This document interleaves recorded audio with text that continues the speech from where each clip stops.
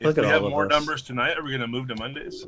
Oh, I just noticed he had a thing on the back. No, I can't. This is I'm at work. I think I have that one. Nope, I don't have that one. I have my. And there's I other have shows. the Riri one. There's other like, podcasts that are on Monday nights that we would conflict with. So. Oh, I was just playing. Oh. Well, right now we have nobody, so numbers are not better so far. Because the Eagles are playing, right? Oh, that's it. That's why. Who literally cares? I think the two fans aren't the same. The Raiders suck. Can we just discuss that for a second? Oh. How bad they really are? Yeah, they're terrible. I hope Philly's winning while I'm on this. Trash. We got one person watching. It's probably me. Identify yourself. It's the Raider fan. Who this? All right, cool. Who there? Who that? Nah. We're just chilling here. No one's on. I mean, if no one comes on, we're still live anyway. Someone will pop in. Wow. Commanders are It'll winning. be recorded for people to watch later. Wait, what, Joey? 17-14. Oh, man. Halftime. I got to go. The Eagles better win. That's my team. But they're still undefeated, right? Until tonight, probably. Yeah. If Why they are we lose to talking the football? if they lose to the oh yeah, never mind. I feel like this always happens, and I don't know football or sports. Let me bring you up I'll to speed just real sit quick. Welcome Eagles to the football undefeted. tribe. 49ers doing really good this year. Yep. Raiders Niners. suck. So, I mean, there's your breakdown. Now no one's watching. Sam got off. My Sam, face get back looks on. really red. I mean, Get back on so someone else is. Then again, it is a spoiler conversation, so It is, that yeah. might be why. Yeah, we tell people like, hey, Yeah. this is about. Yeah, I was like, I made sure I put spoilers everywhere. You haven't seen it this weekend and stuff. Yeah. Honestly, Oh, our big look at Marvel someone's community watching. comes from the Diz Insider YouTube. So since you didn't put it up on there, David, I do you see a know. timer? Do you see a timer on yours? I see a timer. I see a timer. 207. So go ahead at 2:30. You can do your opening if you want. We'll just start and we'll go. Whoever's on is on. We'll just have fun. Okay. We all know what we're doing, right? Sure. Talking about Andor. Talk. Talking about Good to be Disneyland, back. right? Good to be back. So, am I going? Wait, when am I going? In 2:30. 4 seconds. In 4 seconds. 3, 2. Well, hello and welcome to the Marvel Tribe. No, that was horrible. I'm gonna try this again. Well, hello, welcome to the Marvel Tribe. We are going. No, sorry. Why am I messing this up? Holy shit! I mean, shoot. I mean, It's okay. Who cares? Hello, welcome to the Marvel Tribe. We are a group of excited and passionate individuals who have come together. Why am I sounding like a sportscaster? You know what? I'm gonna tap out here for a second. Hold on, let me get my scene. Mwah, mwah, mwah. All right, ready. How now, brown cow? Wallaby, Red leather, Wallaby. yellow leather. Namor, Noogie, Nagi, Nogus. Okay. Hello, everyone. Welcome to the Marvel Tribe. We are a group of excited and passionate individuals who have come together for our shared love of all things Marvel. We are brought to you by Walt's Apartment Podcast and thedizinsider.com. I am honored to be joined by this amazing group of Marvel nerds.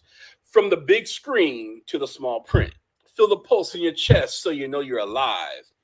One team, one love. It's the Marvel Tribe. Marvel Tribe. All right, so you can tell I've been out of it for a while. I'm unseasoned at this point. It's all good. But we do have a really, I mean, this is our welcome back show here, Yes. and man, we are full. I mean, God, normally it's see Daddy Lover. Wow, I just saw that. Okay. Normally it's it. Oh my God, I can't. Okay. Normally it's me and Brianna and Sam and Lewis joined our tribe, later this year and stuff. And now we got our director Nick Fury, aka Shakanda. He's in the building, and our special guest Joey, who, if you don't know, he's in between a villain. He's a villain when he takes his hat off. Then he's just Big Papa when he puts it back on. So there we go. Keep it on for today. He's betraying Star Wars for us tonight. Yeah. Yeah, we'll I love check it what all. we can get. Yeah, we're open to all fandoms and stuff. So if you haven't figured out from the artwork, from the promotion, from everything else, this is a spoiler. I can't even say the word, so I'm only gonna say it the one time. This is a spoiler. Sam, tell us what this But I episode spelled is. it wrong I spelled it SPOLIERS. If you look at the thing up there, I spelled it wrong too. So yeah, All right, so this is going to be a spoiler version of our coverage for Wakanda Forever. So if you are waiting to see the movie and you don't want spoilers, exit. Hit the Don't brick. you don't want to be Goofy here. say. Drop I a got a like and come sound back for later. that. Yeah. Yeah, like Yeah, that, but Drop drop and a come back like, later. react to the video so we get the love, and then we'll see you later. We release you with love. Yeah, right. this will be saved on YouTube, Facebook, and Yes. we'll put it out as an audio so people will be Yes. able to watch it. It'll come out. It'll come out audio tomorrow. So yeah. So How no y'all doing? spoilers. I'm sorry, who are you? Sean? Who? Wakanda? I am Who Sean. are I'm you? Wakanda. Wakanda forever. Shakanda? It's nice Wakanda to meet forever. you. Nice Thank to you. meet you. Thank I you. take it Glad I back. could I don't like that name. It's giving weirdness to me. We're going back to Sean. be- All right, let's go back. I got it. All right. Oh, Sean She's here. like, she can't wait to change her name. She's back. like, thank God. So how is everyone? Man, I Doing got fantastic. Been waiting for this Amazing. weekend forever. My to whole come see- to life. see this movie. So. Yes, Sam's whole world has came to fruition. David, again to you and the missus, thank you so much for allowing me to come with you. It was a great time. Had a great Absolutely. time. Yeah, it was It's fun. great. It's great watching what's it say now? What is she laughing about? Joe Moore over there. I'm a quarter telecon, so There you go. Yeah, here Okay. we go. I love Yeah, fun. but I mean, it was fun. So I'm the guest on this show. So whoever's running the show, run the show. Let's go. I'm excited. All right, so we're gonna, before we actually really get into all the spoiler and reviews of Black Panther, just to let everyone know, this cements the ending of Phase 4 for the Marvel franchise, and boy, did they give us a lot of content. We're talking not only just the movies. I mean, Phase 4, we got more content than any of the other phases ever. So I mean, from the first series, we got like about 23 movies and stuff. In this phase alone, we got 17 Marvel content properties between television and movies alone. So that was huge. And I say 17 because if you count Werewolf by Night, which a friend of mine told me that doesn't, it's a special feature. It's kind of a standalone. I'm counting it anyway because I want to see the werewolf in the Marvel movies and stuff. Even though it's a special presentation brought He made to you it by to Marvel. Avengers Campus, so yeah, he's on the poster for the new ride. So yeah. hey, it's canon as far as I'm concerned and stuff. Standalone my butt. But yeah, so we're gonna talk about what is our favorite, and I don't want to be negative. We can also talk about what's our worst. What we thought is that it just didn't hit. It was a misfire for Phase 4, and just give some honest feedback and stuff. And I mean, anyone wants to kick it off and start with your favorite. And if you want to do your favorite movie as well as your favorite show, or you just have them all ranked together, we can do that as well. So, who wants to go first? Ladies I first? will. See, Daddy Lover will go. Any guess what my favorite film was? Namor. Namor. I mean, the one you just saw. Yeah. Wakanda Forever. I have been Yeah. waiting for Namor forever, and there were just so many different levels to this film. We'll talk about them later, but it topped the cake for me for Phase 4. Okay. And then as far as least favorite, I'm actually gonna go with Multiverse of Madness. Oh, Ooh. oh, Okay. dang. I thought Movie or I ever? Dang. Okay. I for For sure thought Phase she was going to say 4. Spider-Man. I mean, she Yeah. has a hate relationship with Spider-Man So, wow, surprise. Yeah. Okay. So Multiverse of Madness, and it's because it left a lot to be desired. There were just parts of it that just didn't like flow together for me. So I thought gonna go there'd with be more Multiverse madness Madness. to it. Yeah. And I Wanda didn't wasn't feel mad a, enough. yeah, for I her. didn't feel a sense of like finality to like anything in the film. Oh yeah, there's that movie's wide open at the end. Yeah. So it's like, what was the point? Right. And then as far as, do you want me to wait to do TV shows or go ahead and do it now? No, go ahead. Yeah, go ahead. You got the floor. Favorite TV show?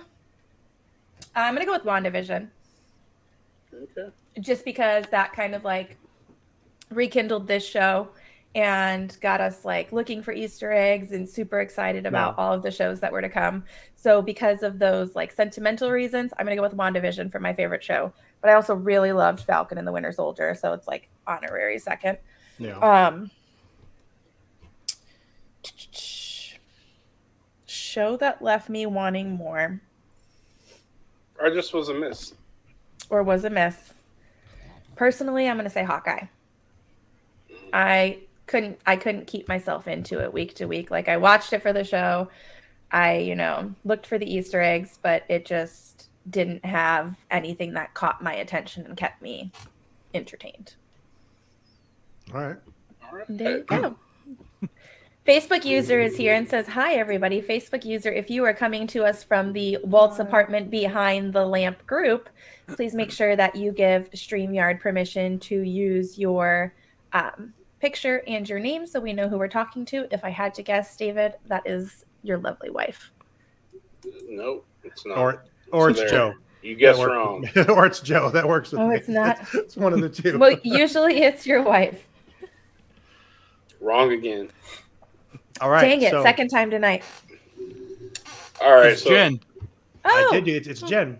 Oh, see, Jen, come on over to the Walt's Apartment podcast page instead of the group, and then we'll be able to see you, hun. yeah, maybe I just don't put that group up anymore when we do this.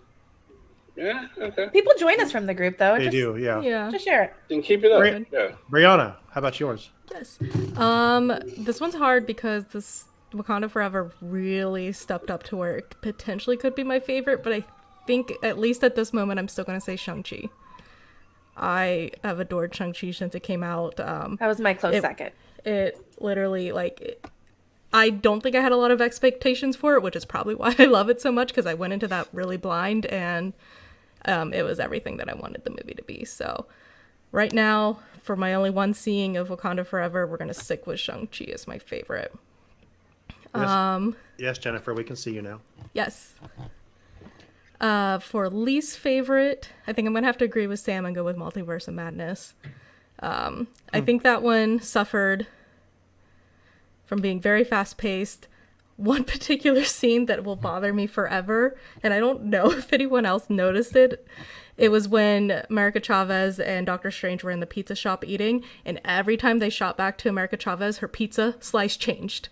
oh no, Oh, And it drove me crazy. That's the madness right there. Continuity error. Like, it bothered me so much, but that's not the reason but it was a very fast-paced movie. I still liked it. Like, I mean, I would still rewatch it. It's not like something that I hated or by any means. It also suffered from the fandom going crazy with speculations that put my expectations on like way out in the left field that didn't happen at all, which isn't the fault of the movie. That was our doing. But Welcome to Star Wars fandom. You can blame it on me, Brianna. You can blame it on me. It's fine. So on pizza balls. everyone, I was like, including the Diz Insider, had articles coming about all these like, I mean, it was insane. Like, We're like, the where's amount of Dormammu? like, about these rumors that were coming about this. So I had such different expectations for what it was. I still think for what it was, if I went in with zero expectations, I probably would have liked it better. So that's on me and the internet. And Partially the internet. Shows, my favorite, I think Moon Knight ended up taking the spot for my favorite show. It didn't have like the connections with everything, so I was able to follow along a little easier as a new Marvel fan. It really just had a great story overall. Still followed close by Loki, But I think, yeah, Moon Knight would definitely be my favorite. Least favorite would be What If. It was just, it was funny. It was a fun time, but I'm never going back and rewatching those episodes. That's just how that's going to be. Like, it was a one and done, so. Okay. Next. Who wants to go next? That'd be Sorry, you, Shak. Go ahead, Shakanda. You're up. Shakanda. Okay, I'll go. So, my favorite movie is tough because I'm a big Wanda fan, but it wasn't the best movie. I would say it's not the worst movie by far, but I say my favorite movie was probably Wakanda Forever. I had did not know what it was going to be like. I'd heard what it was going to be like. I'm like, ah, dang, there's not many times a grown man cries. So, I mean, it pulled every emotion from you too. So it was really good. I had amazing beginning and amazing ending. I thought it was great. You cry. Yeah, there you go. My least favorite, and it's probably going to be really unpopular, is Thor. I didn't. It was okay. It was. I mean, I get it. It was Eternals was even better than Thor. I thought Eternals was, and I was going back and forth between those two. And I'm like, Thor, I don't know.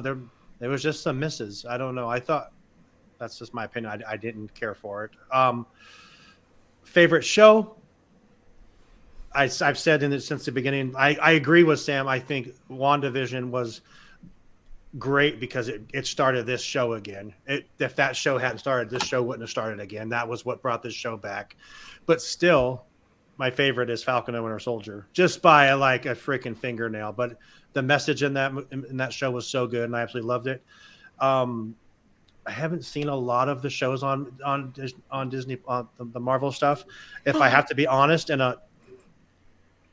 the show I didn't get the most, which makes it my least favorite, was Loki. I just didn't understand it.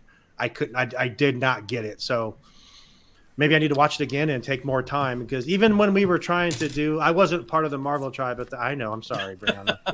But no, it's okay, because they were introducing some new I just didn't ideals understand. and stuff to us and stuff for people. So It's And I okay, didn't- Sean. You'll get it someday. someday I'll come around, I think. But I mean, I love the Loki character and stuff, and I love Mobius and all that stuff. I didn't understand, and I didn't grasp the whole idea of the remains. I didn't understand the idea of the multiverse. timelines and- I didn't get that part of it, so it made it really hard for me to even try to comprehend. So I'm just you're not alone. I'm I've dumb. actually Dumb. had a coworker told me, like, watching Loki required me to. It felt like I was doing trigonometry, because Yeah, I it was was- trying to figure out how the sacred timeline, what the timeline how, and then it made me ask more questions that the show never answered for me. So that's what they said. So I was like, I totally get it.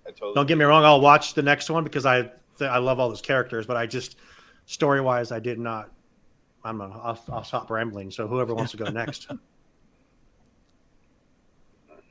Lewis. Yeah, I'll go next. Movies wise, I want to say Black Panther. I do, but just like I shared when we talked about the award ceremony, Black Panther is in a tier of its own. It really is. So for me, if I'm going favorite movie from Phase 4, it's the opposite of everybody else. I'm going Doctor Strange. I like that it opened up the multiverse. That gave us Spider-Man. That gives us all these different realms. So that's, for me, that's the root of it. Worst movie though, and I mean, it's a hard tie between Black Widow and Thor. And the only reason I'm saying Black Widow is it just seems like a book that's in the wrong spot. It's a great movie, Phase 1, Phase 2. For Phase 4, it just, why is it there? But for me, if I'm going movies based on Phase 4, it's Thor. Thor was just, it wasn't there for me. And I've watched it once, and that's where it's going to stay. Yeah. I'm going to be completely honest for a second about Black Widow. The first 3 times I tried to watch it, I indeed did fall asleep. I've never finished it, to be honest with you. So the first 3 times that I tried to watch it, I did Yeah. fall asleep. The 4th time I got through it, and I really did I saw it for what it was, and it was a great quality movie. But yeah, it's very slow moving. Yeah. And then for shows, my favorite was, same as Brianna's, Moon Knight. I liked Moon Knight. Working in the field where I was working at, it just had a lot of similarities that I was used to seeing. So I really enjoyed that. I really liked how much attention they paid on his mental health and stuff like that. I really enjoyed that. Worst one for me is She-Hulk. I thought She-Hulk was just all over the place. It was really well done, but it was all over the place where there was nothing to sink my teeth into. Not a bad show, by all means. I love the way they went with it. They left a lot for you to sink your teeth into. I mean, okay, we're going that route. But I mean, and then the season finale, I thought reminded me of like those spoof films, Scary Movie, when they busted to the Disney Plus. I'm like, okay, it was fun. But for me, TV show wise, that one just took me out of the whole spectrum of Marvel. Well, see, I loved the breaking down of the fourth wall. I did too. I do as well, except when it's like too close to home. Like I'm okay. I think it needs to be in your face if it's gonna happen. Yeah. Okay. So we have Joe Moore. All right, Joe. Okay, so my favorite in the MCU is, and it barely beats Wakanda Forever, but I really dug Spider-Man. I just, growing up with, obviously he's one of the top ones, but the way they actually, the worst kept secret in Hollywood was all three Spideys. The three Spider-Man. But they still pulled it off. Now that we know that the movie release was messed up with Doctor Strange, I really would have liked to see the version where America Chavez shows up in Spider-Man and she brings the spiders over Ned, who all of a sudden is a wizard now, just by picking up a ring. So but I love Spider-Man. Wakanda Forever just barely under it. You're a wizard, Ned. Yeah, that's exactly what it was. He didn't even get a cake though, but no, it was so cool. Worst movie, and I like all the. I mean, even okay. The worst movie, which I still like, is Black Widow. I know it was a victim of COVID, and like Lewis said, it's a book in the wrong section. But as I like the characters, I like the actors. The action was cool, but there's just no thread in the movie because where the timeline is. She was going to be okay, so there's no overall. Weren't we all victims of COVID, though? I was gonna say, and it's more of a victim of just the fact that the MCU just decided not to write women as a main character until 10 years down the road, and then let's go ahead and make this movie now. That's way out of date, but it should have been in phase 2. It was definitely a phase 2 movie. It was so poor development, yes. Yeah. Yep. For TV, I it starts with WandaVision. Such a great show. From beginning to end, everything about it. We're getting Agatha spinoff. We're getting the Vision spinoff. We got Wu and Darcy back in great roles. So everything about WandaVision I thought was a great way, not just to kick off Phase 4, but just to kick off a new way we get Marvel via Disney Plus. You know what? This might be I don't say unpopular, but I think the actual Phase 4 TV shows overall were stronger than the movies that we got. And I really enjoyed all the shows, even the ones I didn't expect to enjoy as much. Loved Moon Knight, loved She-Hulk, loved What If, and I was really had high expectations for Falcon, Winter Soldier, and Hawkeye liked it a lot more than I thought I was going to like. So I really don't dislike anything from this first phase of the TV shows. The TV shows did a lot more for me than the movies this year, though. I would agree with that as well. I agree. I agree with that with take. you there for sure. I would watch She-Hulk 100 times before watching Thor ever again. Thor is another one that's like a one and done. I probably won't go back. Unless I'm doing a full rewatch of MCU, I'm not going back and rewatch. Or in a GNR mode, And didn't Taika Waititi even say he's not doing it anymore because it got such bad? That was a rumor and stuff. Okay. Who knows? That dude, he marched his own beat. Taika Waititi's gifted. So I'm gonna actually start reverse because we're still on the topic. For the worst movie, I think in Phase 4, honestly, it is Thor, and it's only for me for this reason only. It went the transition of Thor, the transformation of Thor went from kind of this Conan the Barbarian guy to the dude from Evil Dead, and it just there's a line, and I think Thor Ragnarok walked that line really nicely. I enjoyed it. It was the right amount of comic relief for the character. Think about when you're a god who lives for 1,000 years and you've seen a lot, and you're going to have a kind of a sense of humor, whether it's sick or what have you and stuff. And and Thor Ragnarok kind of displayed that, especially when he was in the hell room with Suter.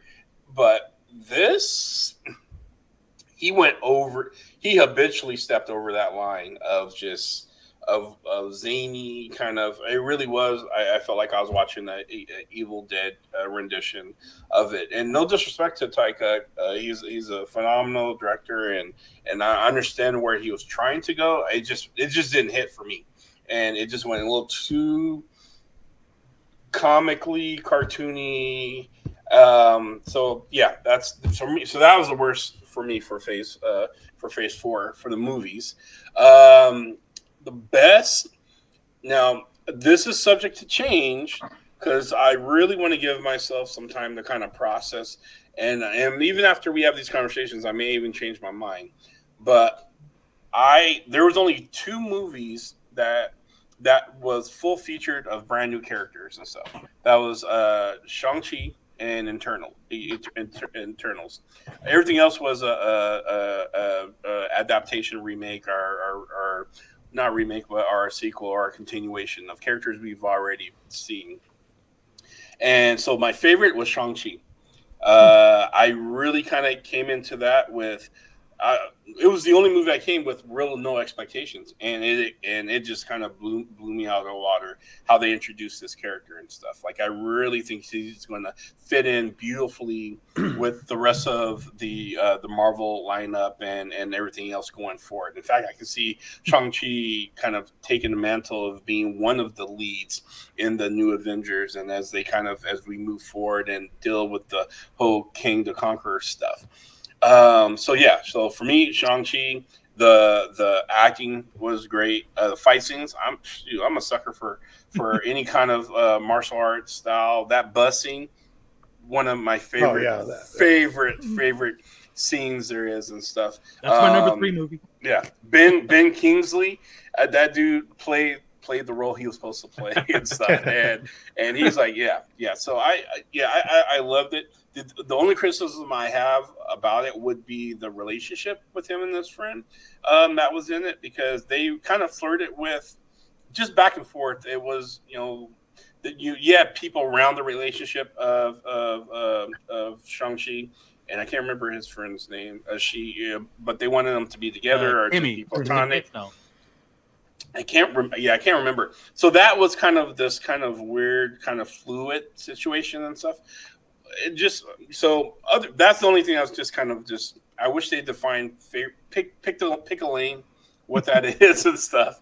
If it's a budding romance, then just build towards that. If it's just a 100 ride or die friendship, then just let it be that and stuff. But other than that, yeah. So Shang-Chi was my favorite, but Wakanda Forever is close, and I'm saying that because I just saw it. And I have to give myself time to kind of process. I'm going to see it again. I'm going to actually see it probably 2 more times.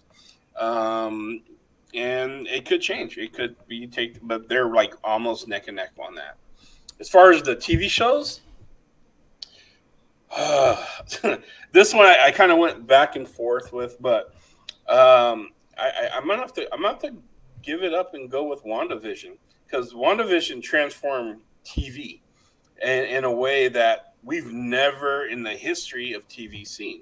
We've always had this blank imaginary line that separated Hollywood movie and cinema and TV. When there's a very popular movie, we get a spinoff TV show, we never have the original characters. That just doesn't happen. It's like this unwritten rule. and Disney gave Kevin Feige the ability to do what he wanted, and he wanted to break that rule, and he did it, and I think he did it very well. And it was really cool to see stars like the Scarlet Witch and Vision like in a TV show, as weird as it was, and everything else that it did and stuff. It really kind of set the tone and set the stage for future entertainment and what that looks like when you create content that is strictly for TV versus what you see in the movies. So I love that they just blurred all of that and stuff. So yeah, so WandaVision, absolutely my one of my favorites. Close second is, and I agree with Sean, is Falcon Winter Soldier, because I love those actiony kind of films and stuff like that. So and it kind of gave me nodes of the Winter Soldier, even though we got the Winter Soldier in it and stuff. I love that buddy. I just do. I like buddy cop kind of things, and we got that with Falcon and Winter Soldier and stuff. And the message was on point, and it just was really cool. It addressed some long-standing questions that normally it wouldn't address, like, do these guys get paid? Like, what does that look like? It kind of deep dive a little bit into the background of like these guys' lives and what they actually look like outside of the Tony Stark Avengers Stark Tower compound and all that stuff. So that was kind of cool. The worst. Ooh, God, what did I? So. I got to say, while you're thinking, when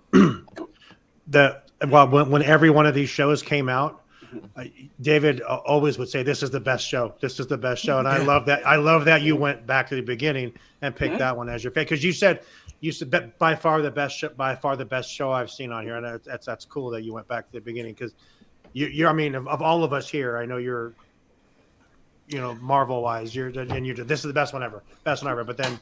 You all love the Moon Knight. I didn't see Moon Knight, so yeah. So I Moon Knight's in my top three.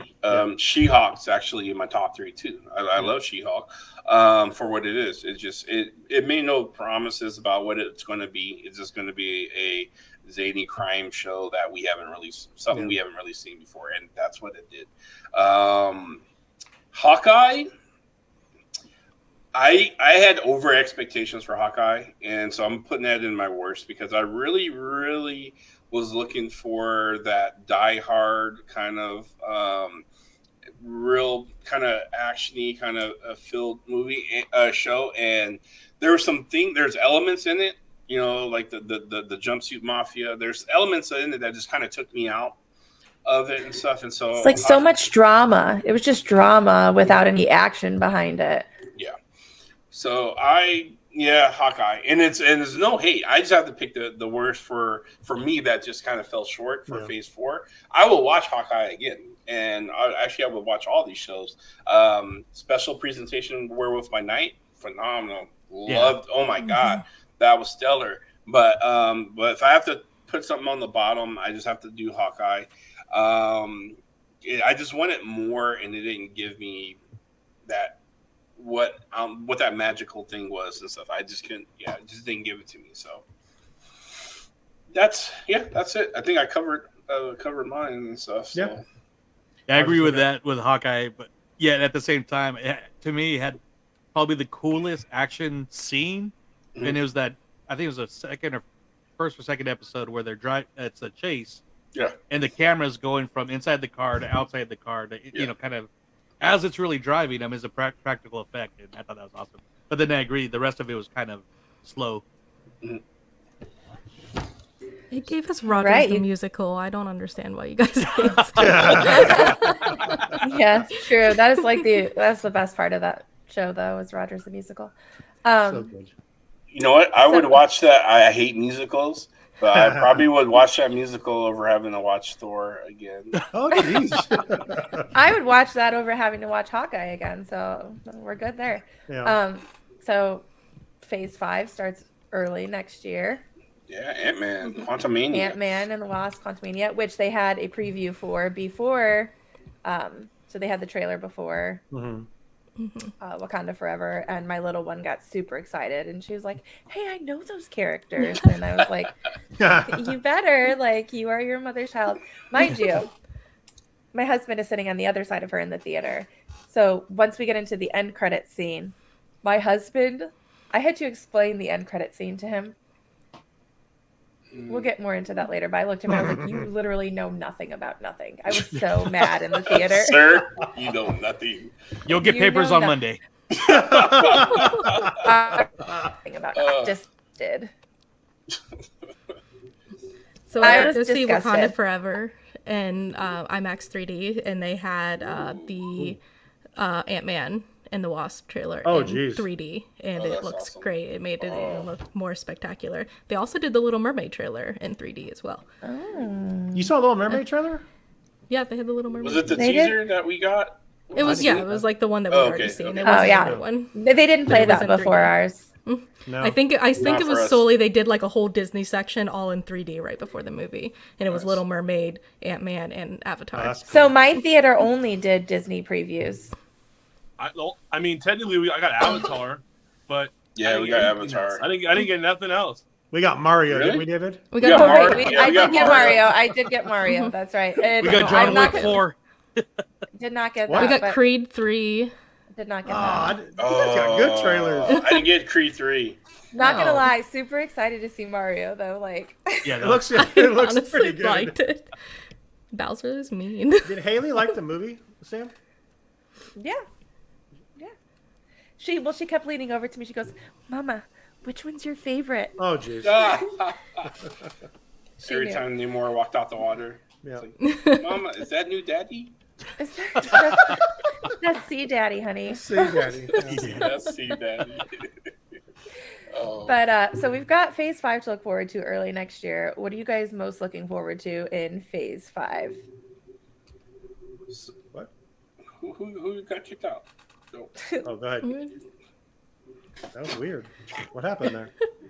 My whole phone just shut off, like completely. Oh, Oh. It just stopped. I'm like, what happened? And then I thought it wasn't charging. I'm like, I hooked it to the charger. huh. Oh. We're just too hot. Hot damn.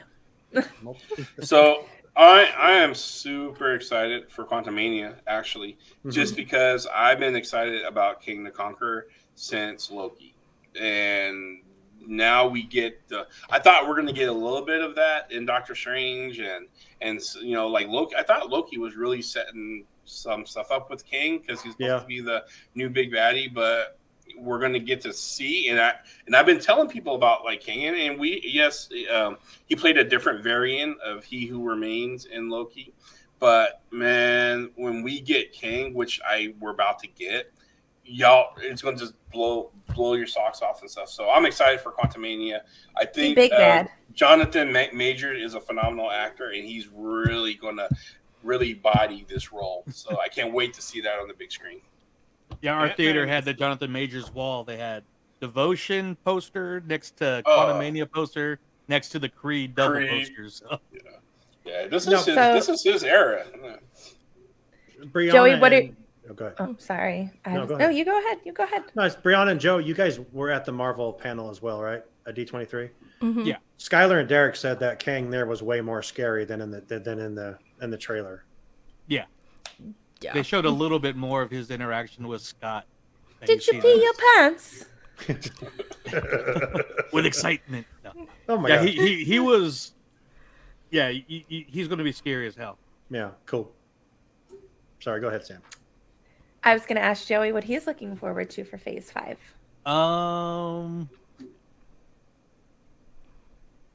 I'm looking for the kickoff, obviously. So Quantumania. Yeah, Quantumania.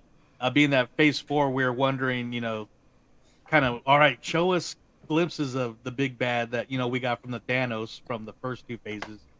And they're just a build-up, and, we finally got that in Loki. So, and then with the trailer and everything building up to Ant-Man, it looks great. And like It does. me and Brianna said, what we saw at D23, I mean, so bummed they didn't show that a lot of that stuff in the regular trailer. So definitely that. And I mentioned on here a few times, Brianna was there when I said this, but surprisingly, the Marvels. Yeah. Based on what we saw at D23, this movie's going to kick ass. Oh, I And can't It wait. looks like so much fun. Yeah. Like, it's going to be a great movie. It wasn't in my radar before. I mean, the Secret Wars, obviously, I was looking forward to that, and a lot of the other stuff, and the new stuff. But once they showed that, I was like, oh my god, I'm in. I'm ready for this right now. So. Yeah. And Guardians, I love Guardians. Oh, heck yeah. Brianna, what about you? I'm going to have to mostly agree. I mean, Ant-Man's been on my radar for so long. Every time it gets postponed, it moved, I like die a little inside. So I am ready for this movie. I am so ready for Ant-Man. And then like Joey said, when we saw the Marvels trailer, that just put me, I was ready for this movie as well. It looks like a ton of fun. Like, I mean, I think like it looks like it's going to have everything. So I'm really excited there. And Wakanda Forever put me really excited for Ironheart. So I'm ready for that as well. Yes, more Riri. Yes. Lubranium. So me, I'm excited for Ant-Man. I feel like Ant-Man's series, part 1, 2, and hopefully 3. Captain America's trilogy is my favorite, but I feel like Ant-Man puts up a good fight so far. As long as Quantumania hits, I think those two are fighting neck and neck for best trilogy. I am excited for Guardians just to see James Gunn's final work on Marvel. Not only that, hearing like the backlash from all the actors in the movie, I'm really curious to see how they either feather the Guardians back into the MCU or do they feather them out? Like, how does that play out in the MCU? But I think my two biggest ones that I'm excited for, but I'm curious about, and I have the timeline up here right now, is Blade and Thunderbolts. Because those are two new projects that I don't think there's been really no teasing of either or. So it's going to be, again, like we talked about. There has been, though, for Thunderbolts. There's been lots of teasing leading to Thunderbolts, which is why I'm super excited about it. I mean, the Thunderbolts as a team themselves, though. Like, we haven't seen a dark side of the Avengers. And I'm not trying to say Dark Avengers, so I know that's not them. But we've seen Guardians is probably the only thing, but they're still hero based. It's not. But like... have you seen in all of the Disney Plus shows and Wakanda Forever every time Valentina DeFontaine showed up? That's part of my discussion that is a neutral for me. So I'm gonna save that. But so every time she shows up in one of those shows that we've seen in Phase 4, she is with somebody that is going to be involved in Thunderbolts. She's to see you next Tuesday. Oh, well, and Wakanda Forever.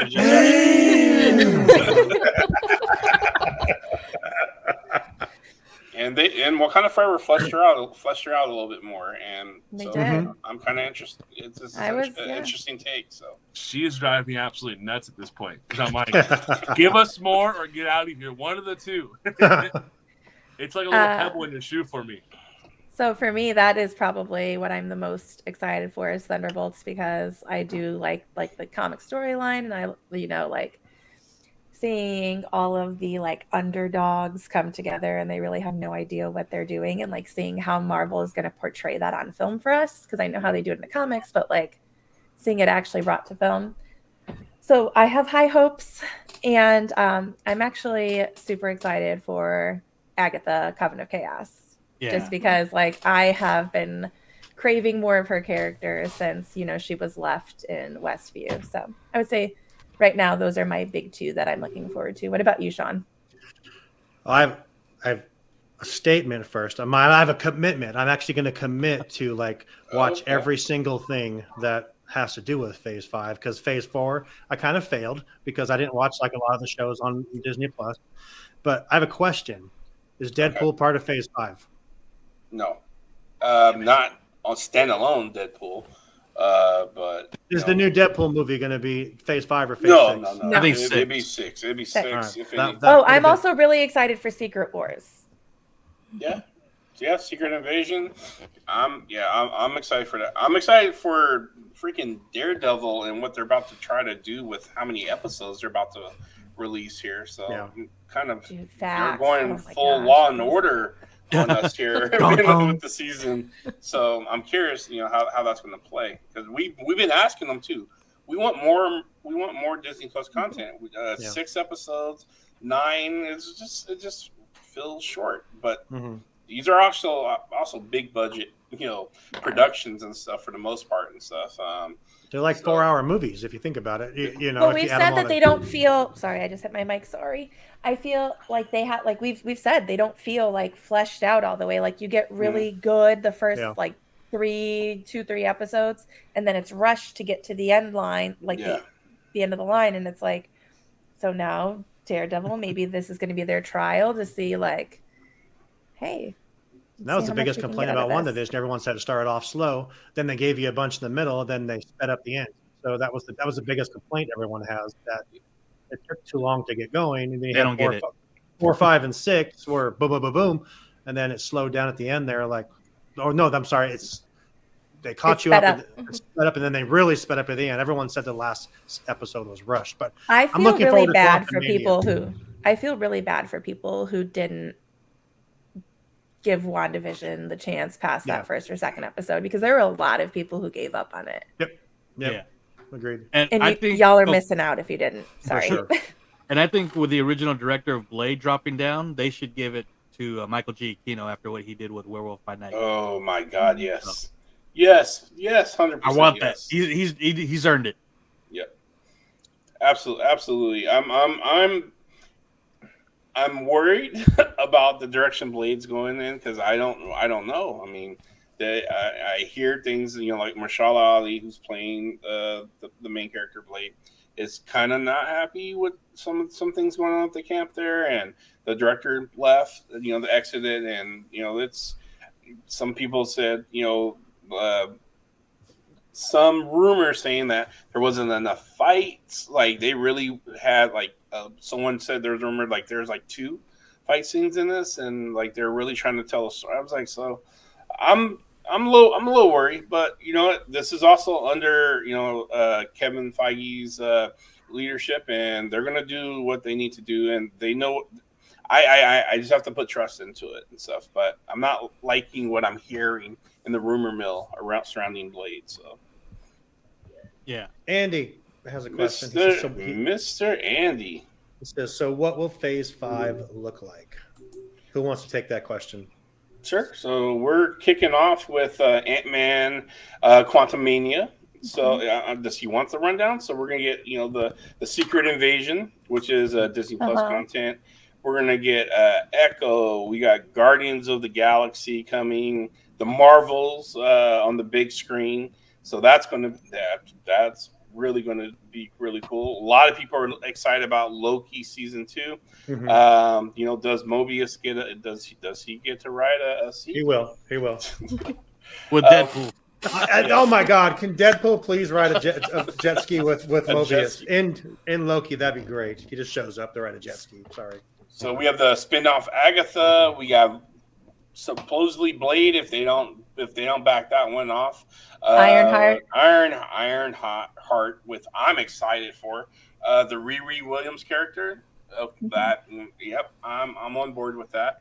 The Daredevil, Captain America, which is the new NWO, New World Order, which is closing out with the climactic of the Thunderbolts. You get the Thunderbolts. So I think Phase 5 is going to be pretty good. We're going to get What If season 2? Yes. I like What If. Yes. What If season 2. What If didn't exist, Joe? I actually do like What If. I do. I would watch it again and stuff. But yeah, my last visit to the Marvel Tribe. So I have a question. Always welcome. Go ahead. What's up? I got a question on Ironheart. Do you think that they pick up post Wakanda Forever, or do we get like a prequel leading up to when she meets Shuri? I think, I'm gonna be honest, I think we're gonna get post. I think so too. I think the producer said it kicks off right where Wakanda Forever ends. Because I felt we got the origin of Riri and how she kind of dumped into this superhero universe just through accident. The U.S. government stole her thing while she was just a college kid. So I think we got the origin story for her, and so we don't need more of origin lead up to her being Ironheart. So yeah, I think post is what we're going to get. Watch me go catch a Bulls game with her though. I'm 35 minutes away. Let's go, Riri. There you go. Do we want to get into this movie? Yeah, let's do it. Let's Oh, yeah. we're here we to get talking into a about? movie. Yeah. An hour in. Yeah. So Black All right, Panther. so this is the Wakanda spoiler Forever. section of the show. Yeah. So if you have, We're all still Go ahead. friends, though, right? Just a heads up. We have to be. yeah, you can love it or hate it. It's none, I make no money off of this, so this is just the labor of love. What, you didn't get the money talking for about the action figure? I know. I have the buttons to remove anybody I want, though. Oh God. I won't. I will behave. Drunk with power. Jennifer yeah, says, no. "Do it. I will need help understanding everything." So here we go. How do you guys want to do this? Spoilers. We're jumping right in. Kind of go through. Jump. Well, here's what I don't want That to do. sounds like the zombie because apocalypse. It's a Star We're- Wars. We're pretty good about doing the play-by-play on the TV content. It's too long of a movie, and I really want us to just kind of get into the parts that we want. And Sure. And I rather have people go see it and stuff than have us give them the timeline. So let's just That's a good idea, actually. We'll just talk about it and stuff. So with that said, I'll kick off. For me, the one thing I was kind of unsure about, which I'm so glad they addressed right away, was the handling of Chadwick's death. And I thought they did that actually perfectly, because they didn't capitalize on, that he died from cancer or anything else. It was this illness. They didn't have to show a hologram version of him or anything else. They just jumped right into what was going on, something that really just affects all human beings. And then we got the demise. I had to have a conversation with someone who was saying, "Well, isn't Wakanda like super advanced and tech? Look, I don't care how technologically advanced you are, even if you lived in the Marvel universe, out in Thor or where we still can die, and that's just what that showed. It doesn't matter how they have vibranium, how techy future Wakanda is and stuff. You can't save everybody from death from everything and stuff. So I did like that opening scene. So I will say that his funeral was visually stunning. I loved all the cultural aspects that were brought in and how he was being celebrated. Yep. And to me, that was something that was really special, because you couldn't tell that they weren't just celebrating, character of Black Panther. For sure. They were celebrating Chadwick Boseman. yes, yes. And it was beautiful, and it was emotional. And I'm glad that as viewers, we got to be part of viewing that experience. Yeah. Look, just shot beautifully. Everything. I know, like, after the funeral, and then they bring up the Marvel logo, and you never watch movies or anything like that, and there's no sound at all, and just to bring up the logo, and then the whole thing is just Chadwick Boseman, and you're just like, God damn. And I think me and David even both kind of just said, damn, because we were sitting next to each other, and it was I think David worded it great, saying a moment of silence in a movie. It was just, and there was two of them in this movie. There was a lot of silence in this movie. At Jennifer, the right yes, spots. we'll get into that. They did, yes. I was gonna say there was a lot of times where I was like, They did, I had to put my popcorn down because No, I it was- didn't want to be chewing. it was just- Like- And then I don't know if David or a few of you, I think there's a few of us on here at the beginning, but one of the things that I didn't care for in the movie, and Sam kind of tried to explain a little bit why they didn't do it, but I was really, really surprised that no Avenger was at his funeral, that there was no representation from any of the Avengers at his funeral. And Sam said, well, maybe it was more of a cultural thing at that time there, but the whole town was there. So I feel like a few Avengers could have showed up. I mean, they lost their protector, though. They weren't letting anybody into Wakanda. They had it locked down. Their protector I might be looking at it a was different way. I just feel like there should have been some show of respect from the Avengers. Someone should at least Bucky. He was there for so long. But Bucky was there. Bucky lived there. I don't know. I thought that was just weird that there was no. Bucky's getting it in. Well, with okay, Sam's sister. so Yes, So Iron you Man have- died and everyone showed up, but I get that he was the main character, but Chadwick Boseman Black Panther brought a whole army to help them in Endgame, and no one came to pay their respects. I thought that was a miss for me. So that's my opinion. So I'll say this and stuff. There is, and I agree with Sam. There's cultural differences and stuff that we do have to kind of understand. Like we do look at things through kind of our first world kind of like it just makes sense. Like you show up and you pay your respect. But Wakanda was an isolationist country. Even when they had Bucky and Agent Ross, they were visitors. They were guests and stuff. And even though they showed up to help the world, that's what they were going to do. But their culture is very much closed off to the rest of the world and stuff. So I could see and just I don't think it's far fetched to see maybe they would have tried to reach out and just like with Nakia, you have to pay your respects your own way. She did. She paid her respects in Haiti, and she didn't. Even though she's part of Wakanda, I think they just probably did it in their own way outside of the country that no one's really allowed to kind of come into and stuff. So, And but I get it. I get it. Sorry, I don't doubt that we won't see them mourning his loss at some point. Right. I hope so. And I just remember Bucky was in trouble for what he did in Winter Soldier for letting Zemo go, so they weren't happy with him, Dora Milaje. Oh yeah. So Oh, that's true too. yeah, Good point. he was a guest in that. And I think that funeral scene, I think it was running a very thin line for a lot of things. It was a painted memorial for Chadwick Boseman, but also played on the screen. And I think probably from a director's point of view, they probably said, no, this needs to be focused in on Chadwick Boseman, which leads me to an issue I have later on in the movie. But that intro, I think it was more about just paying homage to what the character he brought to the screen. And then we also have to think about, too, the business side of it. How much are they paying actors to be in for little cameos? So, that's the hard part, and that's the reality of it, especially when we talk about business on our other show. So I feel like that was all just for Chadwick Boseman, for the Black Panther, and I don't think any of those questions popped up.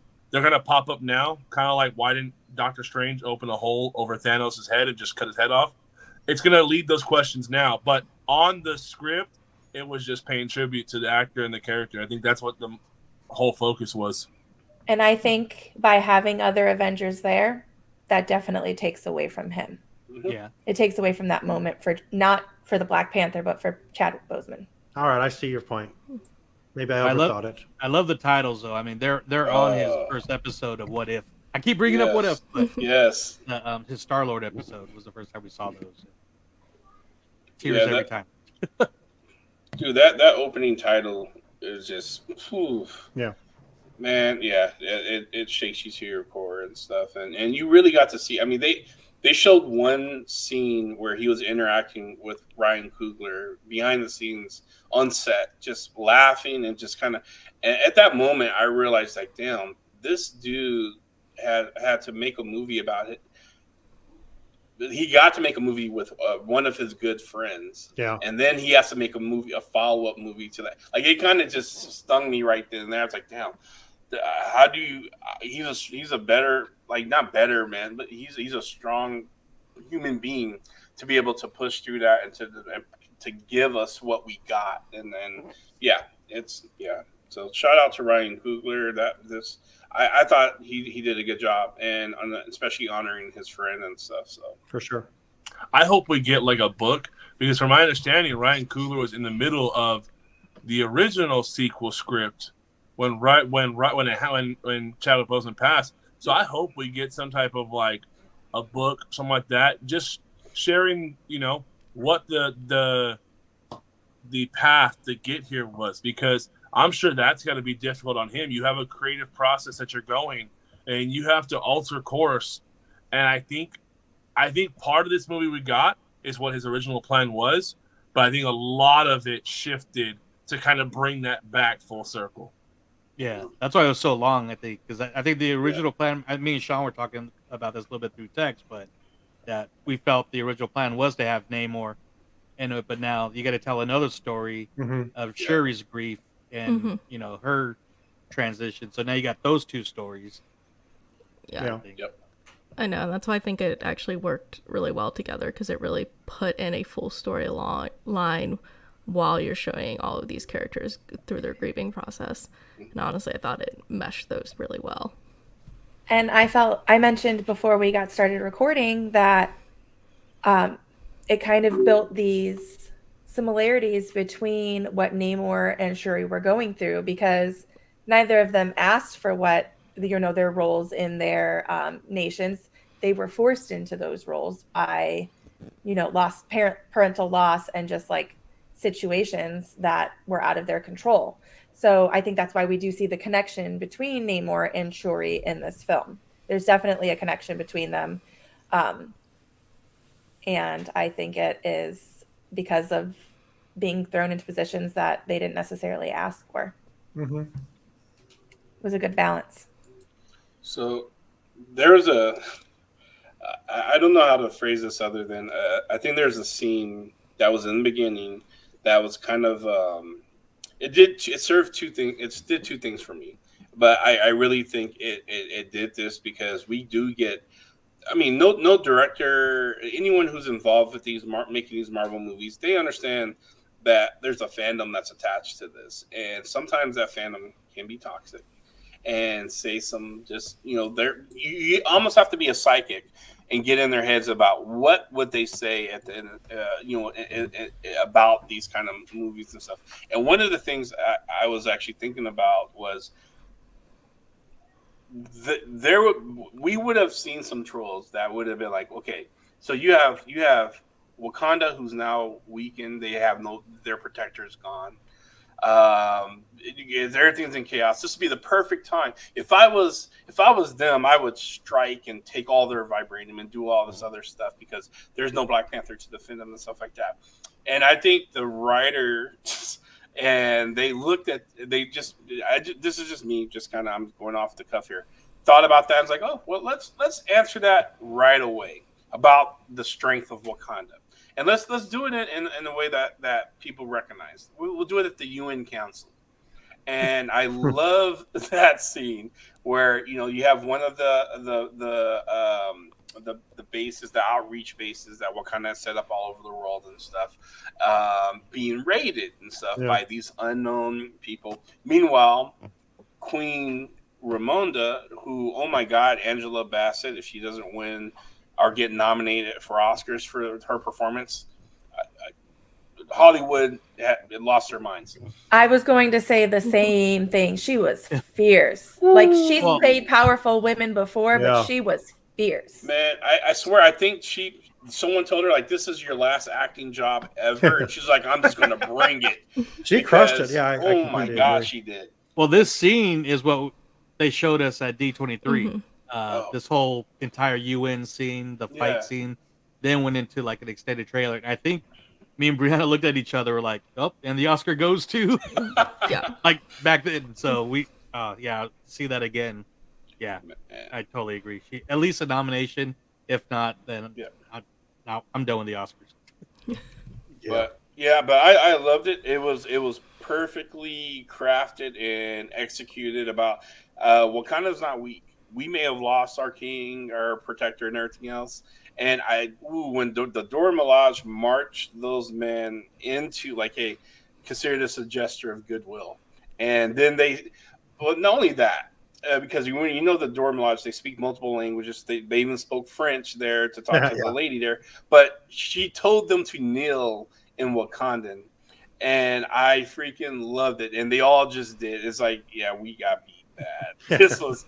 It kind of reminisced of Falcon and Winter Soldier when what's his name was getting beat up by the Dora Milaje in that apartment and stuff, and he had the realization, like, my God, you guys aren't even on the serum. You guys don't have super, what the.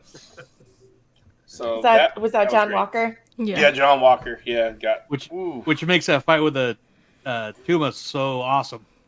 With Okoye. Yes. Oh my. Oh yeah. Oh, the fights with Atuma. Yeah. Oh, they were that, like, those, like, every time Okoye and Atuma would look at each other and be like, "Let's do this." It was like Mortal Kombat. Finish him. Yeah. Yeah, for sure. I kind of want them to date. I think they're. I honestly was shipping awesome. them towards the end there. I'm like. I want to see Shuri and Namor together. Not gonna lie. I mean, I wouldn't hate it. No, there's that can never happen. It just you can't date the guy who killed your mom. That's what I. That's Okay. Yeah. You can't. I'm gonna tell you, Ramonda did that to herself. Oh, come on. She sent Nakia in when her daughter went there voluntarily. But she Namor didn't wasn't know trying that. to be malicious. What would you Namor- do, Mama Bear? What would you do? We had this Yeah. conversation before we started. I If would have Haley, told him. if you didn't If know what he happened sat to there Haley, and told me, I am going to kill your daughter if you send anybody into my nation, I would have said, just to let you know, sir, there is somebody already on their way, but let's do this deal. But to be completely honest, I would have made the deal with him to begin with. of course you would have. Because F all these other nations that are trying to like steal my vibranium and like sending their like spy teams in, like I can be sovereign, but we can partner. Let's go. You've got vibranium. You would have made I've a got deal vibranium. after a 5-minute meeting with this guy. You don't know if he's a lunatic. Listen, You made it after you a don't minute. make deals Let's be after. real. You don't make deals He like was that. Like, covered in vibranium. yeah. He wasn't. There was no lie to it. Like they knew he was telling the truth. But they From didn't the know second- he's a psychopath or not. They fought. I don't battles with- care. The man's had- got vibranium. I've got vibranium. Now we rule the world. I He mean, had wings on his ankles. hell, Thanos had a convincing argument. Doesn't mean the Wakanda's like, oh, you know what? They are taking up all the resources. Let's just destroy half the universe. Sam, you gave me so much shit for being obsessed with Wanda all these years now. They are the same damn person. They are not, because Namor is trying to he's protect crazy. his entire She's crazy. nation. No. Yeah. Dude, Namor. Effing cut. loco, Yeah, but man. it- No, listen. he's listen. insane. He is He not. killed her mother. Someone's getting ejected. Listen, Sean. Listen. Wait for it. He is trying to I've been defend waiting his for this. entire This is my clip. nation. I've been He waiting is for trying this. to defend his Yes. entire nation. Truth. This is She's truth. trying to save her boys. Her fictional children that I don't give a literally do goddamn not who if they're exist. fake or not. She did it for herself. He did it for the people that he is Oh, there bullshit. to protect and defend. Bullshit. He has patriotism. She's a narcissist. Patriotism? Are you even kidding me? Oh my god. Everything he did was for Telecon, wasn't it? Round one. Yes. Oh this is my true. god. This is Yeah. facts. Everything Wanda did was for Wanda. Simp. I don't care. Wanda deserves everything. Wanda would beat his ass. Ooh. What do you mean? What do you? Bombay. Yeah. So you know how Doctor Strange backed Wanda off, right? He almost drowned her. So I don't know if Namor would get handled by Wanda. He would just drown her ass. So No I mean, way. Namor got beat by getting dried out. yeah, Yeah. there's that. But by a genius. That's not something that your average But- everyday person. is That going Sam to thinks actually that put he should together. date. Okay, I don't think that they should date, but I You think just that said they they should. should- Okay, like not like get married, but I think they should like Okay. One night Netflix and stand? chill. Netflix and There should be a chill. little fling there. Should they? There should Bombay? be. Yeah, they should. Like there should be some Netflix and like some like Disney Plus Oh and for my us. god! Oh, Ever give me wow. crap for being. Brianna, back me up.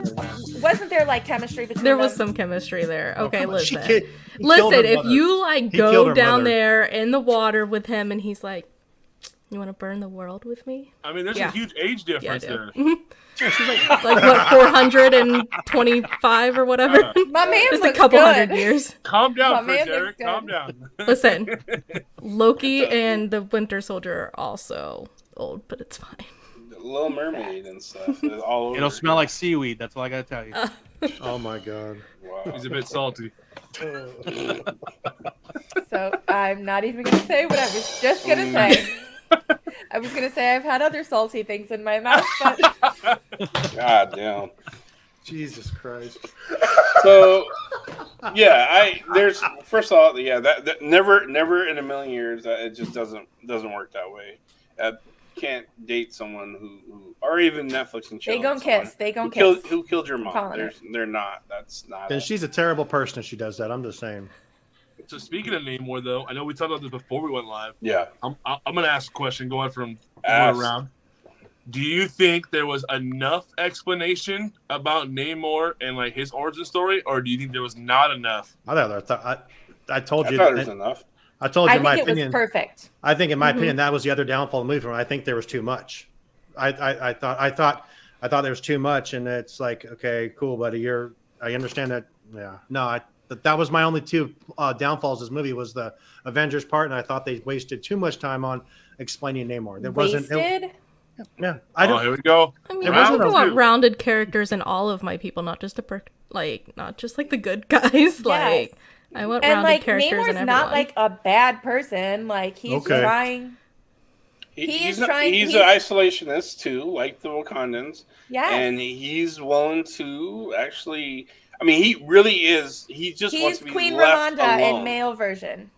Just like So Wanda. he is more of an isolationist than Wakanda, because Wakanda sent spies and to infiltrate every origins around the planet on the surface. They want to be just left alone underwater. That's it. You don't come to our door. You don't mess with us. We won't annihilate you. And that was his covenant agreement, because he's had a actual run in. Wakanda's been hidden. So people just thought Wakanda's these tribe people weren't worth trying to go after any resources because there was nothing there. They didn't mess with them. They didn't even try to colonize them or anything. They actually tried to colonize his people, and that's where the origin comes into play. So they were forced to be isolationists, live into the sea, because he watched the Spanish colonizers come in, and that's where he got his name Namor. You know, El Niño Sin Amor. You know, the Namor. child without child Without with no love. Without love. So he had an actual run-in. So he had a brewing grudge against the surface dwellers. So And I get it. loved the way they presented that in the film, because I was wondering like how they were going to present this grudge, because in the comic books, like, okay, so he's first introduced in like the Fantastic Four comics, and like he gets woken up after amnesia and he gets thrown back in the water. They realize that he is, the Submariner. Fantastic Four Reed Richards throws him back in the water. And he swims and he's like, oh, Atlantis. And like he goes, and Atlantis has been destroyed by the surface world. So it was the reverse, actually, in the film, when they had to escape the Spanish colonizers, and, they drank the potion, and they, gained the ability to live underwater, and they built Talocan underwater. So when he has to come back and bury his mother where she has to be buried, he sees the colonization of his mother's homeland. And that triggered him. So that's when he vowed vengeance on the surface dwellers, because of what they had done to his mother and, her people, and the reason they had to go live in the ocean. So I think that they did a really great job with that storytelling element there, because it still gave him that vengeance against surface dwellers, but in a more passionate way, not like some dumb like, oh, you polluted the ocean. No offense, Namor, I know you're listening because we're besties, but like, oh, you polluted the ocean. But like it was like deep empathy driven. And it was defensive. Like, he wasn't going up and attacking the surface world until he was threatened by people coming after the vibranium. Because he's not a jerk, Sean. Yeah, he is. I love the look of Talocan so much. Oh my god! It looks so much more realistic. I know we're talking about fish people. It looks so much more realistic than Atlantis from Aquaman, which I thought was cool. But I mean, just the design of everything. Namor's throne was. He's so much cooler than Aquaman. Mm-hmm. Oh, that is the most iconic shot. Yeah. I guarantee you. So Lewis, I know we had this discussion about me and my college Scarface poster. Just because there's this image that is just kind of projected with that poster, and just kind of those like the Godfather and stuff like that. That Namor ascending to descending to his throne in his native Talocan garb, and dude, I was like this. This was I was just like watching the Predator, where Arnold Schwarzenegger and all those. Like, I was like, oh my god, this is badass. Also, it Sean, was amazing visually. What kind of leader can go to his people and own up to the fact that he messed up? All right. And then they still say, let's rally behind you. Does Wanda admit that she messed up? No. Yeah, Yeah. Wakanda All right, I'm did it gonna with push back T'Challa. on that a little bit because Go ahead. Namor's a god to these people. How you gonna say, God? You know what? You messed up, Jesus. You know what? I don't. What are you But gonna the do? thing is, like, he went. I know, but he went to them. He went to them and owned that. You know, he made the mistake and that put them in danger, and that takes a lot of cojones to do. You know, I give him credit. I give him credit for that. But again, what are they going to do about it? You know. Honestly, they just want to protect their home too. Yeah. They all have a common goal, and he's just the main facilitator for that. Yes. The only point I was trying to make is that they're both crazy as hell. I enjoyed the character. I thought he was a great character. I liked the idea. I like the idea of him protecting his stuff, but he's crazy as hell, just like Wanda. So you can't give me crap anymore for being into crazy. That's all I was trying to say about all this. Nothing else. Listen, David says, "Don't stick your D in crazy." He never said, "Don't let crazy stick their D in you." Wow. You know what though? The accent, the dialect, the Telecon, dude, I can listen to that all day. I was like, this is legit. Yes, absolutely. Yeah. The guy that played him, I think, crushed it. I think he did a great job. I apologize for what I just said. Do you really though? I'm still trying to visualize how that would happen. Don't visualize it. I'm You're blushing. visualizing that? Don't visualize it. He's got legs. He's got 3 of them. Little feet are just going, little wings are just going to help the situation. His ankle's the only thing that has wings on it, right? Yeah. Now I got to give a lot of praise on multiple levels to Ryan Coogler. She is bright red, by the way. I'm just in 2 movies, he's had 2 antagonists, and it's I won't call them villains because they're just antagonists, but where most people are like, all right, I can see where they're coming from, Yeah. And, that's a very good point. I was like, he's brought out the best villains. Yes. Yes. Sam's been watching The Shape of Water. That's awesome. You know what though? I know we're jumping ahead on this one, but you bring up something that I really liked Killmonger in the first one. I was not a fan of how he popped in. I would have been okay if he popped in some way, some form. I was not the biggest fan of where he popped in at. I couldn't disagree with you more, honestly. And I thought it was great. I loved it. Go ahead. What's your reasoning? And the reason being was because, and we kind of talked about it beforehand, so it changed my view a little bit. Shuri used Namor's bracelet that he made his mother using their plant, right? Which is apparently is the same plant, but isn't. In a way, when you look at the way the species was, one was underwater, one wasn't. I feel like with that, if she was to see somebody, I think it would have been really cool if she went to the Telecon's ancestral land and saw like what they went through and why they went through that, and that's why she wants to bridge the gap. Because I felt like, I know where some people are saying it's fan justice bringing Killmonger in. I don't think it's that. No. I think it was him portraying a role to pay homage to what Chadwick Boseman did. I think that's the whole reason he was there. I don't think it was fan justice at all. But I don't think he should have popped in right there. I felt like that was the wrong time because we have not seen or had an explanation of what the ancestral lands is. Chadwick Boseman went back twice. 1, when he originally got the Black Panther, and then 2, when they brought him back from the dead. He was angry then, and he still just saw his father. Because his father had the message that he needed. Yeah. It's not just their ancestral land. It is the astral realm. The astral realm it's connected to their memories, their DNA. They talked about that a little bit in Moon Knight, and they explained what the astral realm is to different people and stuff, and those who believe and how they get there and stuff. So I get what you're saying. There are people who actually there are people in this physical world that we live in right now who can say they can access the astral realm. Yeah, I did not like the scene. I just thought if you're gonna bring Killmonger into this, I thought there could have been other ways to bring him into it, except for that scene. He had the message she needed to hear. He needed to piss her off, and that's what it was. Yeah. She needed to get pissed off, and if anyone was going to do it, it was him.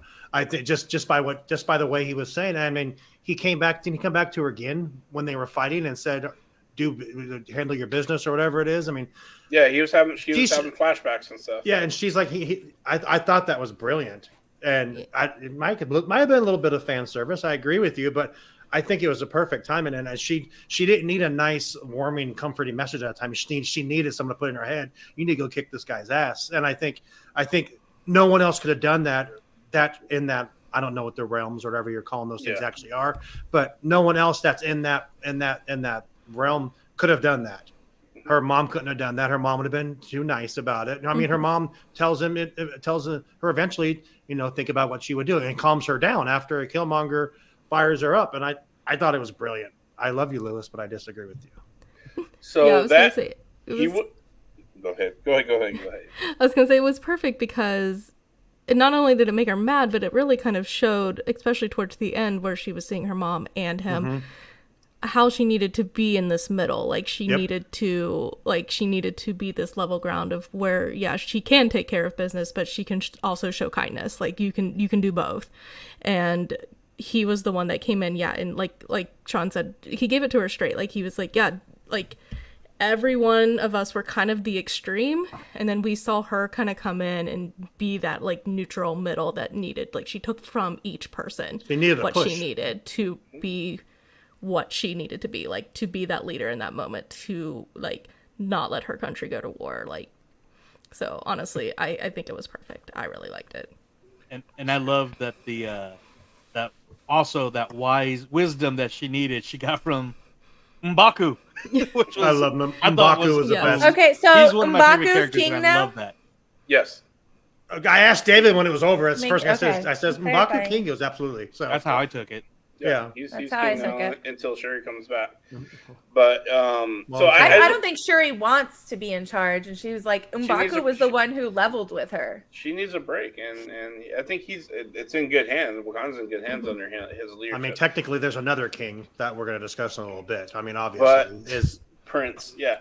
So, but I just want to address the astral plane thing, and now we can dead it and stuff. Like we don't have to agree, which is fine. But I think she, at the time and where she was emotionally, this is what was always going to be her outcome and stuff. It's the same way when Eric Killmonger took the herb and saw his dad and stuff, and that anger and what fueled him to go into Wakanda, what fueled him to become the vengeance man that he was, manifested itself and stuff there, embodied into his father. Same way with Shuri. Shuri was not ready for peace at all. And Eric Killmonger, who also donned the Black Panther, who, regardless of what we think about Bass and who she lets in or into the astral plane, he was in there, and he's of royalty, and he was the Black Panther for a brief moment, and he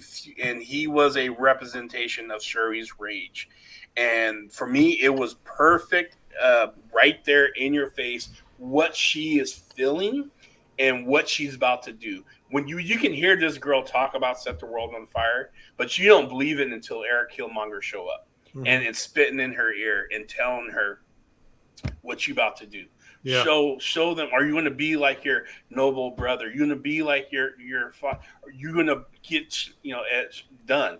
He was the manifestation of her rage. So I thought that, opinion, that was just perfectly created, displayed and stuff. So yeah, I thought it was perfect. Yeah, I mean, I'm thankful for what we got. I just thought it could have been done, but like I said, I'm not. I don't want to be like I'm not happy with what you did. I'm happy with the entire movie. I just felt like that scene could have had so much more weight and could have went a different route. And it was good the way it did go. And you guys obviously brought some clarity to it. But I just felt like maybe you could have went a different route with that. But again, that's fine. You could have went a different route the whole movie, and I'm okay with that. Yeah, they gave us a lot of quality, but obviously there are things where we sit back as fans and there are different things that we wish we could have seen. And I mean, it's great that we have this space where we can talk about those things and the only person six different opinions here. The only person who I'm going to argue with about it is Sean, because he's over here targeting Namor. One thing I wish we did see was some more M'Baku. I felt like he got yes. M'Baku was freaking I love him. Have you guys seen the M'Baku at Disneyland? Have you guys seen any videos of him so far? I saw some videos. Yeah, I saw So some good. videos. Yeah. So good. So I'll get some for the show on Wednesday. We'll play him, but he's great. That guy Winston Duke. I won't say carried the movie, but any scene he was in was great. When he's talking to them, he's like, "What do they call Namor? Toucan or something like that. Cuckoo Khan. Yes. Yeah, he The said, serpent "Don't you god. guys read?" Yeah. He's like, what? Um, Since I live on the outskirts, it doesn't mean I don't have books. yeah. So His comments M'Baku, are just so good. Yeah. I'm not typically an M'Baku fan. Like I think he had like in the past, like he's had this kind of like narcissism to him almost, where he's like, my shit doesn't stink. Like, Right. And I gained a whole new level of respect for him in this movie and the way that he addressed Shuri, like He was so one on caring one. with her. He was Yeah. so And caring. he Oh, was, man. and you can tell that he was coming from his heart and what he was Mhm. saying, and he didn't want her to do anything that she was going to regret, but he respected that she had the authority at the same time. And he's like, listen, sis, I'm going to tell you, but you're going to do what you're going to do either way, but I'm going to tell you what I think you need to hear. Yeah. And I think ultimately he did. Like, she didn't listen in the moment, but I think he definitely weighed on her heart a bit, and that's why she sent him to that battle at the end. The battle for the king. He's like, The Warrior Falls. She sends her. Black Panther sends her regards, and he's just like, I'm here to She's challenge. like, I'm here to challenge. I'm here to challenge. No, he definitely has. I mean, she when she was kind of even giving him snark, because she was dealing with her grief and stuff and giving him snark, and she mentioned about the child of Wakanda and stuff like that, and he said he turned to her and said, like, you've been through too much pain and through too much anything to be considered a child at this point. And that was deep. That was moving. That was like Uncle M'Baku just kind of coming out. Like, I was like, ooh, okay, that's, man. And that was the comfort that she needed. Like For sure. Yeah, she was like, wow, I got his respect, and just like even the gestures, like I think there's at one point he just put his hand on her. I don't know when I think it was after her mom died, and just kind of that comfort, because who else is left? It was just her and him, basically. And we get that T'Challa asked him to watch over her. Yep. I also really appreciated the fact that he addressed that who can call you a child anymore, because there is such a large part of the fan base who's like, Shuri is just a child. She's not ready to, take the mantle. And M'Baku addressed that. And he said, she grew up over the years. He's like, listen, the shit that you've been through, you're not a child. He grew up real life. He grew up in that movie from the too. beginning to the end. She grew up. I mean, just immensely. But I mean, you guys have heard people say that, right? Sure. Like Shuri's not old enough to take the mantle. She's not mature enough, and it's like, yeah, she is. Like, she's gone through the trauma. She's working. Obviously, now she's working through the healing, but like, she's been through it. She's ready to figure it out. Yeah, I want more M'Baku, more Nakia. Yeah. Yes, please. Give me more. I wanted to see her in the Black Panther costume just because. It's not a wife. Yeah, dude. Yeah, Nakia. Yes. I mean, so that blue outfit she was wearing. Mm-hmm. She's a baddie. She is, and I mean, I get why T'Challa. That was. I get it. I know. I said before the first Black Panther came out and stuff back in the day, I was like, maybe we'll get Storm and get that love interest. But I'm like, no, I'm good with this. This is the way this came out and stuff. I brought that up before we went live. Mm-hmm. You guys want to jump to that end credit scene? Yeah. Do we need to hit anything else before we're bouncing? Yeah. Or we're just bouncing. Okay. So that end credit scene where we find out that there is a prince. Yes. That T'Challa and Nakia have a child hidden in Haiti. Mm-hmm. And Toussaint is his name. Toussaint. Yeah. And I was explaining to Lewis and Sean beforehand that it made me laugh because in the comic books he does have a son, but it's not with Nakia, it's with Sue from the X-Men. Or not Sue, Storm from the X-Men. From Storm, sorry. Yeah, Storm from the X-Men. Namor was chasing Sue. Yes. Namor and Sue did have a relationship. Definitely. While she was married, Namor. To Reed Richards. Side piece.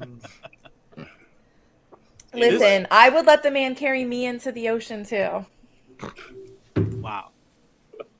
No, this was a big surprise, and it was perfect. I know Lewis has completely different thoughts on this. He does, but that's okay. People were mad that, like, why don't you just recast T'Challa? We need more Black Panther. They did. They did. They did it right here. They absolutely did. They did. They did. And as I was looking at how the timeline's going to flow between here and when we get Battle World, the big climax, he's going to be aged up. We're going to get a good 10 years of this King the Conqueror dynasty and stuff here. So, Homeboy is going to be a 17? young 17. It may even go even further. He may be and he comes back to Wakanda, and when they say, "Who are you?" I'm Prince T'Challa, son of King T'Challa. M'Baka's going to say shit. M'Baka's not even going to fight him for that. But yeah, I think, and we get, so this is my wishful thinking piece. Now that Marvel owns all of the Fox properties, including the X-Men, we can actually have that T'Challa and that Aurora meetup. And I actually think, I'm gonna be honest, I think Nakia actually is teaching Storm in her school. I think she's there. We're gonna see this mutant in Haiti, because I know the story. We have already changed the story arc, so why not? Why not? Storm is from Haiti. It makes even more sense when you actually think about what Haiti goes through, and to have a mutant that controls the weather. Storm and Prince T'Challa, like a younger Storm, yeah. Storm maybe a little bit older. I love it. Yeah, that's it. I'm like, okay, I'm here for this. Okay. So you brought up the term that I was so excited to hear Namor use out of his mouth. He referred to himself as a mutant. Obviously, he's the first mutant. Can we time out? We have to let Lewis explain his. Oh, sure. Sorry. Sorry. We'll come to the. Sorry, I got excited about mutants. We're fair on the show, so yes, everyone don't have to. Yeah, everyone gets their own. Lewis always has an opinion, and he has really good opinions. So. All right. Full disclosure: I don't like the idea of him having a son. Okay. First up, I don't like that they changed the name, because wasn't his kid's name like Aziri or something like that? Aziri, yeah. Yeah. So I don't like the placement as an end credit scene, because what Joey said, everyone wanted us to recast T'Challa, recast them. They didn't. Shuri picked up the mantle. The actor Letitia Wright, right? Is that her name? She picked up the mantle. She ran through the character. Cool. That ending scene when she's on the beach, she burns the outfit. They do the memorial for Chadwick Boseman. I wish, and again, it's kind of like what I said with the Killmonger. It could have ended there, and it could have been like Endgame, where we have no end credits. To have that end credit scene pick up on Shuri, Letitia Wright's moment of remembering Chadwick Boseman and bringing the kid that was not mentioned at all in the movie. It wasn't even like windows, because they said the mom has met him and knew about him. There was nothing. It was like they had this idea at the end of production, like, you know what, bring them back, we're going to film them. So for me, the entire scene felt out of place. I'm okay with having a son. I'm okay with it being Nakia's. Obviously that all works. But for that ending of that movie, to put the seal on that movie, that right there, I felt did kind of a disjustice to Shuri and Chadwick Boseman in the film. I don't think it shouldn't have been there. I think that it does a huge service to Shuri, because she is not alone in her family unit anymore. Mm-hmm. She has someone else in her family. She thought that she had buried the last member of her family. Yep. Again, they could have. And that is going to be her redemption. That is going to bring her back to her heart. They could have added that end credit scene to any other movie, though. They've done multiple end credit scenes where someone else pops up. For that movie, closing of the book for Chadwick Boseman's character, I felt like it's like when you watch what's the one movie Fast and the Furious, where he's like, oh, this is Brian. It's like, how are you going to name your kid after an actor that's no longer here, but yet he's still in the storyline? I felt like that was just like, for the movie itself, I thought it was the wrong timing. So Danny said he was hinted at when Ramona noted that Nakia wasn't there at the end game and wasn't at the funeral. A clue for the audience that there was hidden reasons. But I agree. Marvel does cryptic stuff. But she said that she did it. They agreed because Thanos was there, and she said that's how I mourn. It was if that's how you mourn, why would you use the word mourn when you're raising his child? Like she shared at the end of that scene, all of us mourn differently. I mourn here. Correct. Because mamas have to stay in their place and they have to figure things out for their babies, and that's the only thing you're allowed to think about when you're mourning. You're not allowed to go be sad somewhere else. You're not allowed to sit and be a sad shit. Like, you've just got to figure it out because you've got a kid to take care of. King T'Challa did not want his son to be known to the world, including Wakanda and stuff. That's why they're in Haiti. That's why they were in Haiti. And for her to show up, I mean, how does she show up to Wakanda to mourn during the funeral without bringing her child and introducing that? So she had to stay there, and he prepared, oh my God, that scene. I go back to that every time when T'Challa goes to Astral Plains and actually sees his father, and he says, a father who doesn't prepare his son for his own death he fails as a father. Mm-hmm. And that scene that Nakia said that, T'Challa prepared us, right? Baba prepared us for his passing here in Haiti and stuff. So yeah, they did their mourning, they did their goodbyes, and they did all that stuff. So yeah, but again, everyone has their different takes because it wasn't spelled out, and that's the great thing about Marvel stuff, is because this is what allows our shows and stuff to kind of go forward, because we can kind of have that debate and kind of talk about the things that were hidden and stuff from us and stuff. So yeah. I get it. I get where you're coming from. And I want to see it again because I was watching a video on YouTube, and I can't remember if it was Nerdist or something else, but they said that he was seen earlier in the movie when we first get to Haiti, and she's there with the students and the young kids. So we said that he was right there the whole time, and then goes away. But I didn't catch it, obviously, because I saw the video after I saw it. But I believe that's when Ramonda met him. Yeah, and but even when Ramonda's telling Shuri, she's like, when I did this, I saw T'Challa. You will too. When she finally kind of gives in, and technically she did. Yep.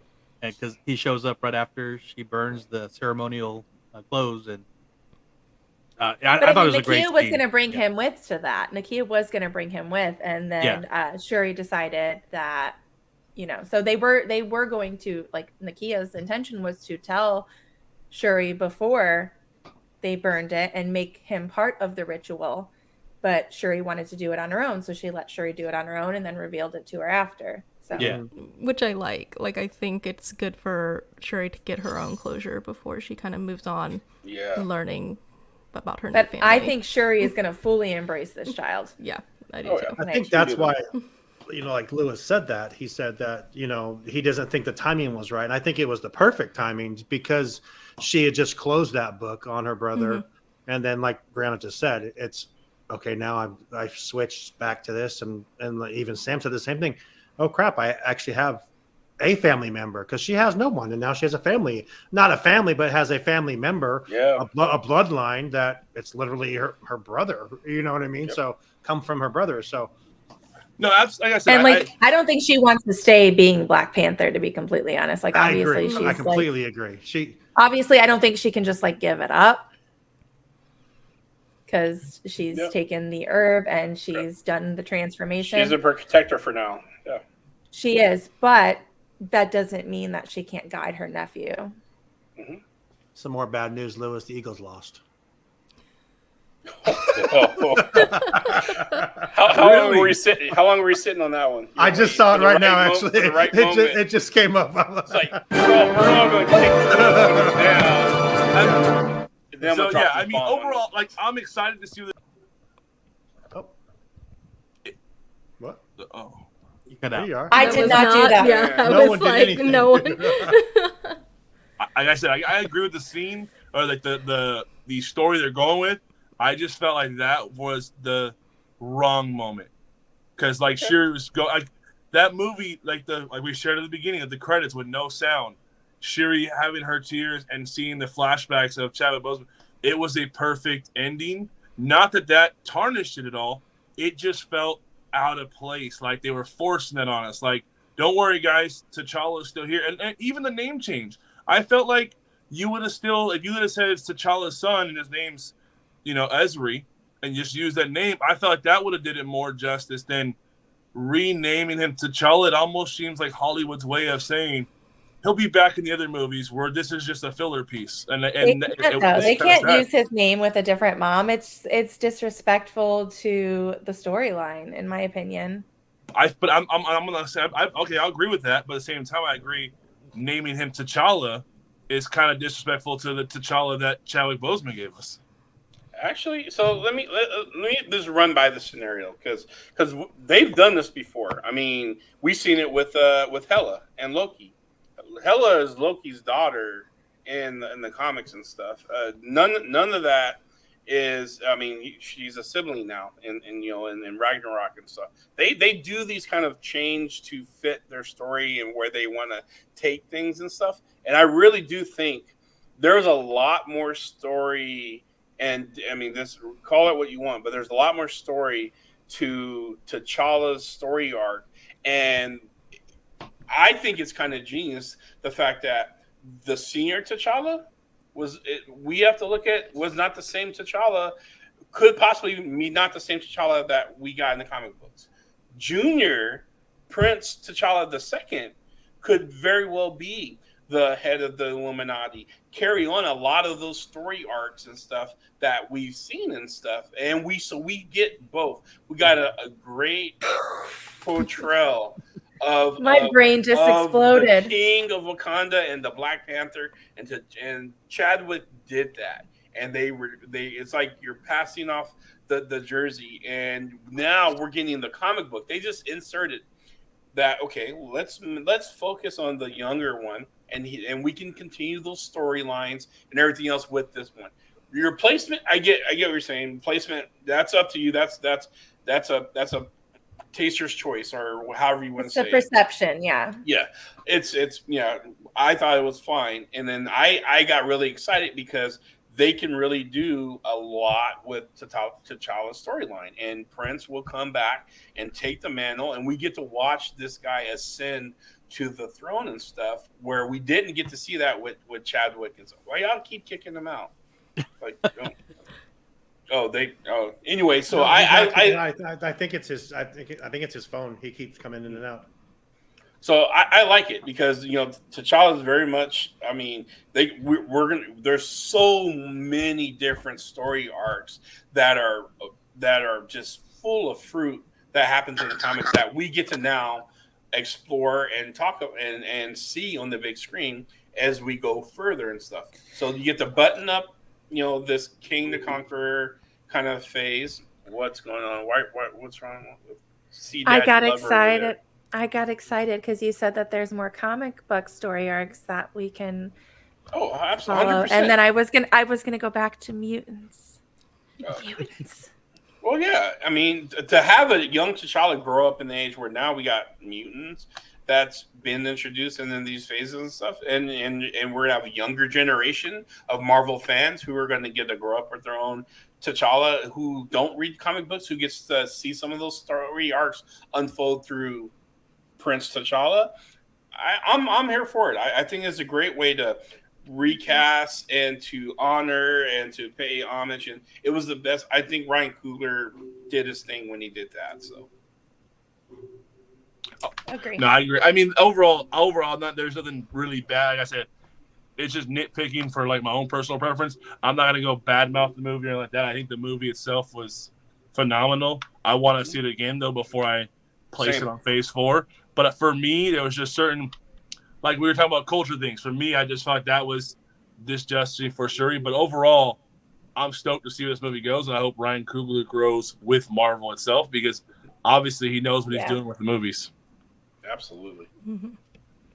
I really do think we're gonna get storms from Haiti. I instead love of that. Egypt. Like when you said that, like it's- damn it, just Oh my gosh, David, when you were just talking about like the T'Challa, Prince T'Challa that we're getting is like could be like the T'Challa from the comics, my brain exploded. Like we would get more comic book storylines. And then like, okay, so then maybe Azari could be like Prince T'Challa and Storm's son. Yeah, in the future. Oh, Yeah, man. it could absolutely be his. Yeah. I mean, we have T'Chaka, we have T'Challa, and then we got T'Challa. I mean, that's just you just add. Yeah. This version doesn't have to match up exact with the comic book version, but I love. And all And the Nakia's X-Men gonna done be that. like, Nakia's gonna be like, this little girl is exceptional. Like, let me hand you over to my special friend, Professor X. Like, I already have the idea how to introduce her. There's a hurricane coming to Haiti, and for some reason it misses. This little girl is trapped in the school, and her mutant gene, and she redirects it, and Nakia and saves Nakia and little T'Challa, and T'Challa falls kind of smitten with her. So I already have it written. Like how you introduce I'm obsessed. Storm. I don't know what you're talking about, but I love it. give this man a Marvel movie. Yeah. okay, seriously, like if anybody from Marvel is listening, Blurred Hulk is ready to. If that happens, We need to get a hold of Kevin. You can say Kevin. It's fine. Kevin the robot. No, the robot Kevin. Oh, Oh yeah, yeah. Kevin from. Sorry, She-Hulk joke. Yeah, From She-Hulk. Yeah. So do we let Sam have her mutant moment now? Yes. Yes. Oh, yeah. Oh, I mean, I've already had my mutant moment. Like, obviously, like hearing him I'll refer bet. to himself as a mutant, like, it sent me over the moon because obviously I've been waiting for him to come to the big screen forever. With him being the first mutant, like after Wanda says no more mutants and like destroys everybody and everything because Pitch is evil. No, but like she did that to protect her kids too, though, right? So like Her fake kids, right? no. We're You glad okay there, Sean Sean? left this show. Look at this. No, No, we but, actually like- love it. Fake kids, but real love. So this There you isn't go. the first Mother's time we've love is heard. a mother's love, Yeah. and that's it. So this isn't the first time we've heard mutants in the MCU as of late. Like obviously we've heard it a couple times at this point, but like hearing him say it as the first mutant and hearing his background about how he became a mutant, I think was super powerful because that's kind of what I want right now. Is I want those mutant backstories, and I mean we got it a little bit in Miss Marvel. Mm-hmm. And I'm you just notice excited. you notice the color that brings out the mutant gene is that purple. I'm just gonna put that out there and stuff because what's her name from WandaVision? Agatha. Nope. Oh my God. What's her name's daughter? Monica. Monica Rambeau. Yeah, when she But went she- photon. Yeah, she got her mutant genes activated and stuff. So did Miss Marvel, and so did Namor and stuff. And and it's not all around vibranium. It's just you have the mystic, of that purple color and stuff that surrounds those transformations. And just I don't know if it just activates the gene, and who knows? Maybe the hurricane can be purple. I'm joking. I don't want to talk about a storm coming into play and stuff. But yeah, we got mutants basically. Yes, we got mutants, and They're so they're excited. here. And There's they a even lot of this mentioned. movie. I mean, they talked about Wolverine, the guy with the metal claws. What was in that? That was in She-Hulk. She-Hulk The- in the yeah, little in the news bar. column Yeah, in the bar, the guy with the metal claws in the bar fight. next to the Iron Man 3s. Yes. Oh my God. Yes, the Iron Man 3s and the Deadpools on the dude's shoe collection. Yeah, Deadpool's on there, and he had God, what else did he? He had an X-Men shoe on there as well too. So, yeah. But in reality, Namor as a character, there were so many layers that I could peel off of him. And I'm not talking like literally like clothes, like he didn't wear that much clothes. You are. But like like just like his personality and like his character, there were so many different layers and elements to who he is.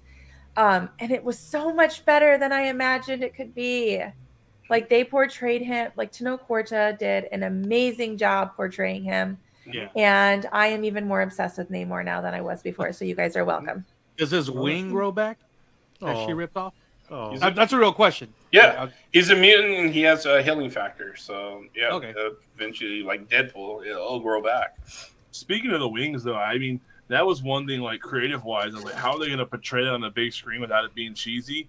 And they really nailed it. Like, he was moving, and then the way he was stopping, like, his movements on the big screen were amazing. Like, it didn't seem cheesy at all. Yeah. It reminded me of a Quidditch match. Yeah. Yeah.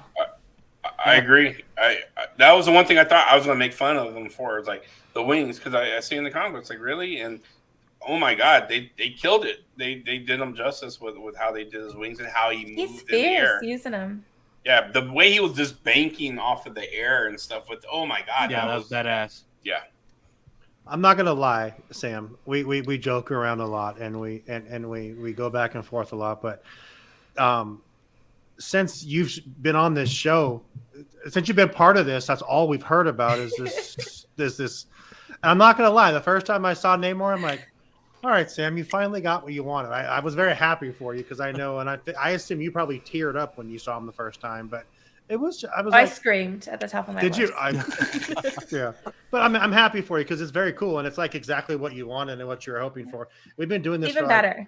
almost 2 years. We've been doing this, and to finally get what you said you wanted, I think is good for you. And it was a great character. I really appreciated the character. You guys aren't making fun of him anymore. You guys No, are like, yeah, Namor's crazy. kind of cool. You know, he is crazy, but Wanda's crazy, and we don't need to get back into it again. But it's raise your hand if you're a Namor fan now. I've always been a Namor fan. I just like making fun of him because of you. I never gave you crap because I was just a friend back then. Yeah. You're not a friend anymore. I'm not a friend. You're not a friend. Yeah. I was prepared to rip him to shreds. I'll be honest. I really was. But oh my God, he's actually in my top 3 of antagonists. Yeah, he's right up there. So he was great. Yeah. He was great. And seeing him and Lupita dancing. I love that. Classic. Yes. Oh yeah. Speaking of dancing, Ludwig Göransson killed it again with the score. Yeah. I loved it so much. So good. The music for even I watched Black Panther that day before I watched it here at work. Don't tell anyone. But and just like you said, people from your work are literally watching. Nah, I doubt it. And this is on YouTube. Yeah, it's fine. I'm sure they go and check what I'm doing. It's fine. Yeah, I did. But like you said, the music for these is so good. I mean, just that kind of like, I don't know, it's like a driving music, and it's not in other kind of shows or anything. Like when they're coming into where'd they go? Is it Hong Kong or wherever they went for the vibranium in Black Panther?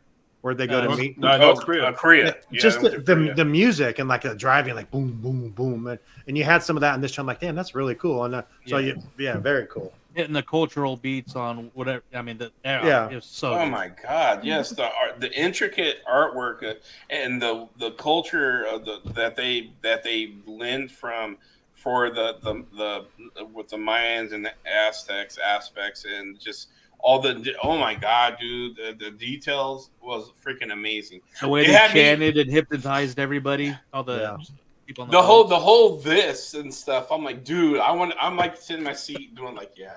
When he came down from the throne and he started doing this chant, I was like, dude. I mean, I went from Wakanda, like, okay. All right. I'm not gonna lie. He's like, all right, I'm telling God. All I thought of this was a baby shark. Baby shark. But he's going into a shark head. I know, and then when I saw the shark head, I was like, it's baby shark. I'm done. I loved it though. That was freaking nailed it and stuff. So, can we talk about Easter eggs real quick? Yeah. Whatever you want. So I got two. I'll go. You gave us one the other day.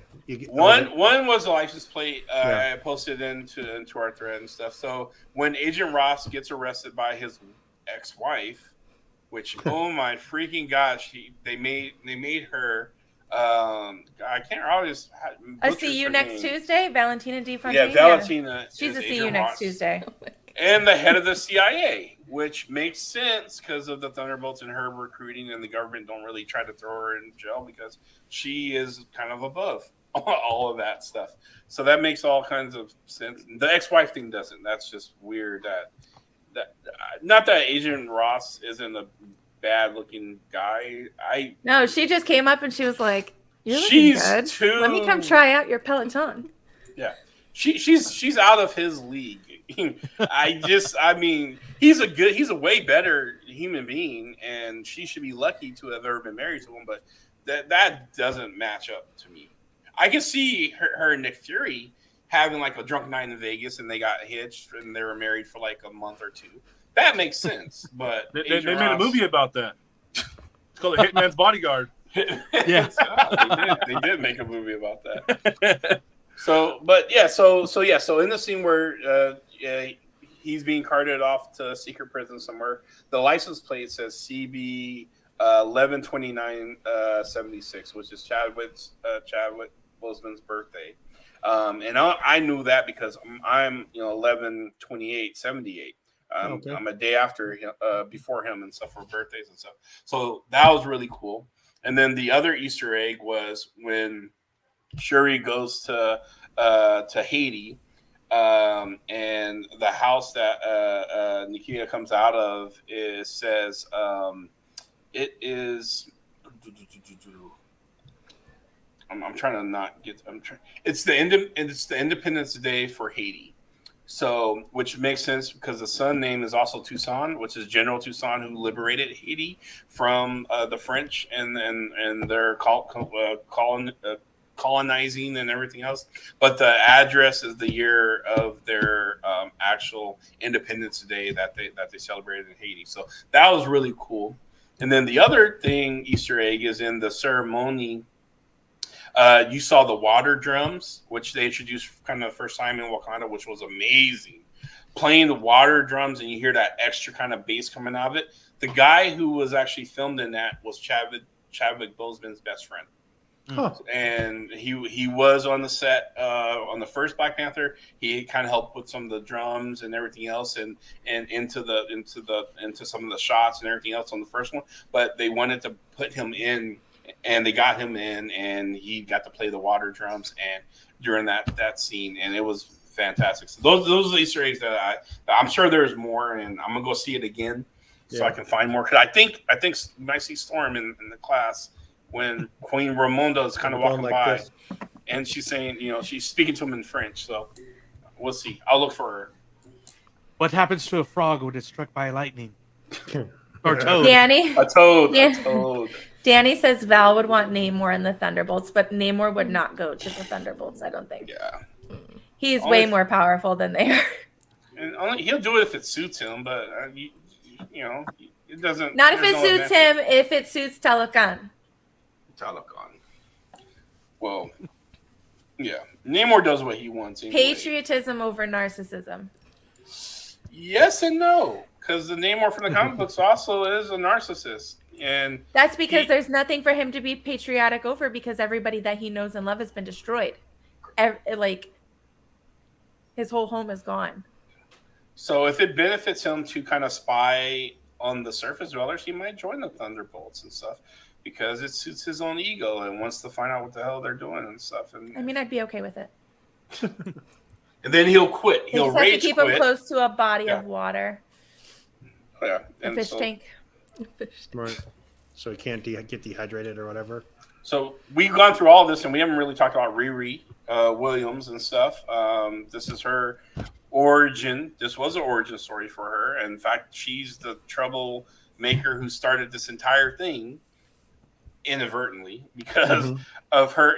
When she was younger, she's always been tinkering with things, and she developed a way to detect vibranium. And on that very special frequency and stuff, and it was all because her college theory. Professor told her she couldn't. Correct, and so she did it to prove him wrong. And just like most people who may not know this, but if you patent stuff, the government has full access to your patent, And what did they do? They built their own machine off of her design, and they used it, and it worked. And that's that's she's the scientist that Namor wanted to take down and stuff, even though she's just a child who has an attitude. She's very independent. She knows her. I love the fact that it just shows she's very confident. She's not just any smarty, nerd in the pants. There were quite a few moments that she was a chicken shit, though. Yeah. Well, I'm gonna say when you're faced with dealing with superheroes and things like that, yeah, I would be a chicken shit too. But she took down that jock guy from who paid her to do her homework or whatever. She just snatched her phone, so she's not really afraid unless she's supposed to be afraid, which we all supposed to be afraid when we see blue people. So well, then I guess there's something wrong with me. That fight with her, Shuri, and Okoye, when they go that introduction, she's like, that's a heater. Like that part was one of my favorite parts of the movie. Nice. That chase scene with love when they all oh my gosh, all of that was great. Midnight Angels. Oh yeah, the Midnight Angels we got introduced to, which is also from the comic books, which is the elite weaponized version of the Dora Milaje and stuff. And so there's people who was talking crap about Riri's suit, and they kept comparing it to Iron Man because she's Ironheart. And here's the thing, Iron Man's first suit, that's all I'm gonna say. Yeah, the Disney Iron Giant, it really wasn't that. So yeah, y'all can say her suit looked like a Power Ranger or Voltron, whatever y'all want to say, make fun of it. But it flies. It's a weapon, and this is her first iteration of it and stuff. She doesn't have many more, and they're going to be a little bit more sleeker, just like all of the Mark versions of Iron Man and stuff. So yeah, give her a break. I thought it looked great. Yeah, I did too. So. I'm really excited to see what's.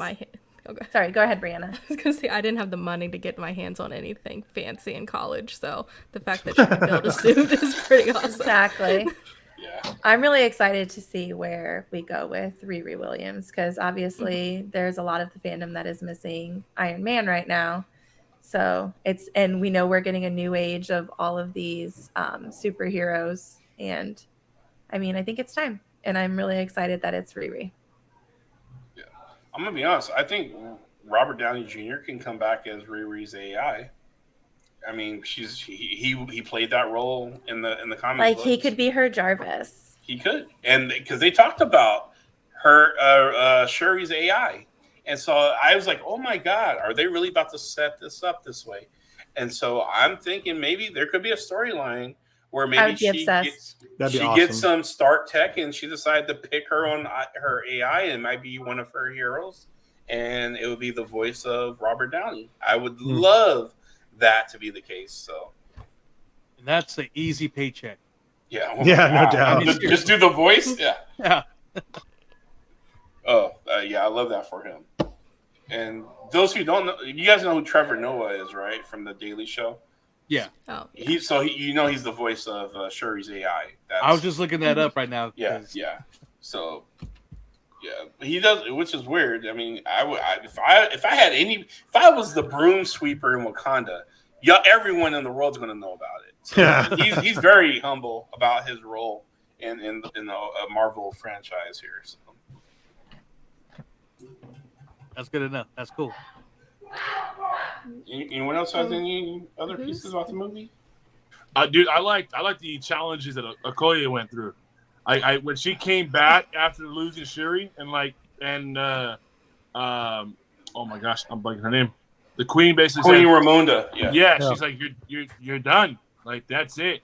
To see her get broken, and for the most part, stay like that until the very end of the movie. It wasn't like she bounced back, and then you see her battle that, like, because you see her say, "I will do what I need to do for Wakanda, whatever that is," and then for this to happen, but then for her to shortly after that, when Nakia shows up with Shuri, thanks her, like, she doesn't have no resentment because she didn't do it. She goes up and thanks her because she knows, like, that's what she needs to do for her family, her country. So, like, I just like the journey she went on. Yes. And I love the comedy they gave her. She had some in the first movie, but this one, when she asked, does it have to be blue? Like, I was dying on some of the lines. Yeah. Yes. Well, she also found her foundation shade. Yeah. They didn't mention the Fenty foundation. Fenty, yes. That was hilarious. Absolutely. Yeah, Rihanna's about to make $1 million from that alone. But yeah, that they added some humor, and I love that it came across awesome. You know, when she snuck in that spear into the dorm room with Riri, and she was actually excited that Riri was fighting back. Like, ooh, look at this little child. Yeah. It's like, you know, you got two options. You can come with me. What is it, conscious or unconscious and stuff. Yeah. So, but yeah, that scene. Oh my God, that broke.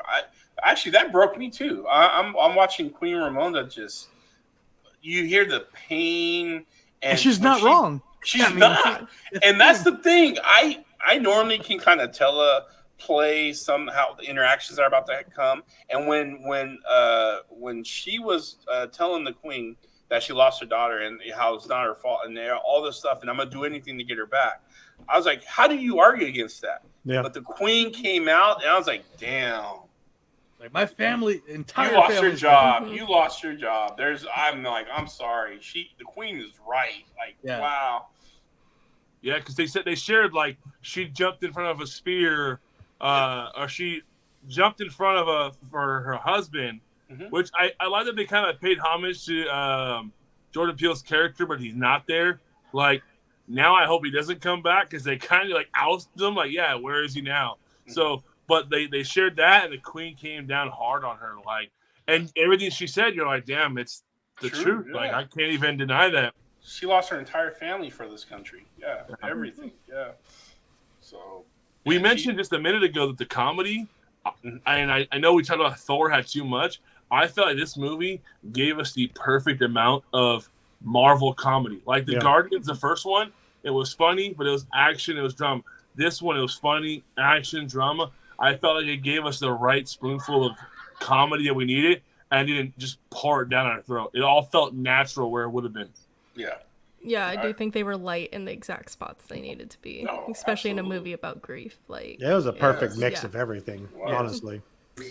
The whole movie was perfect.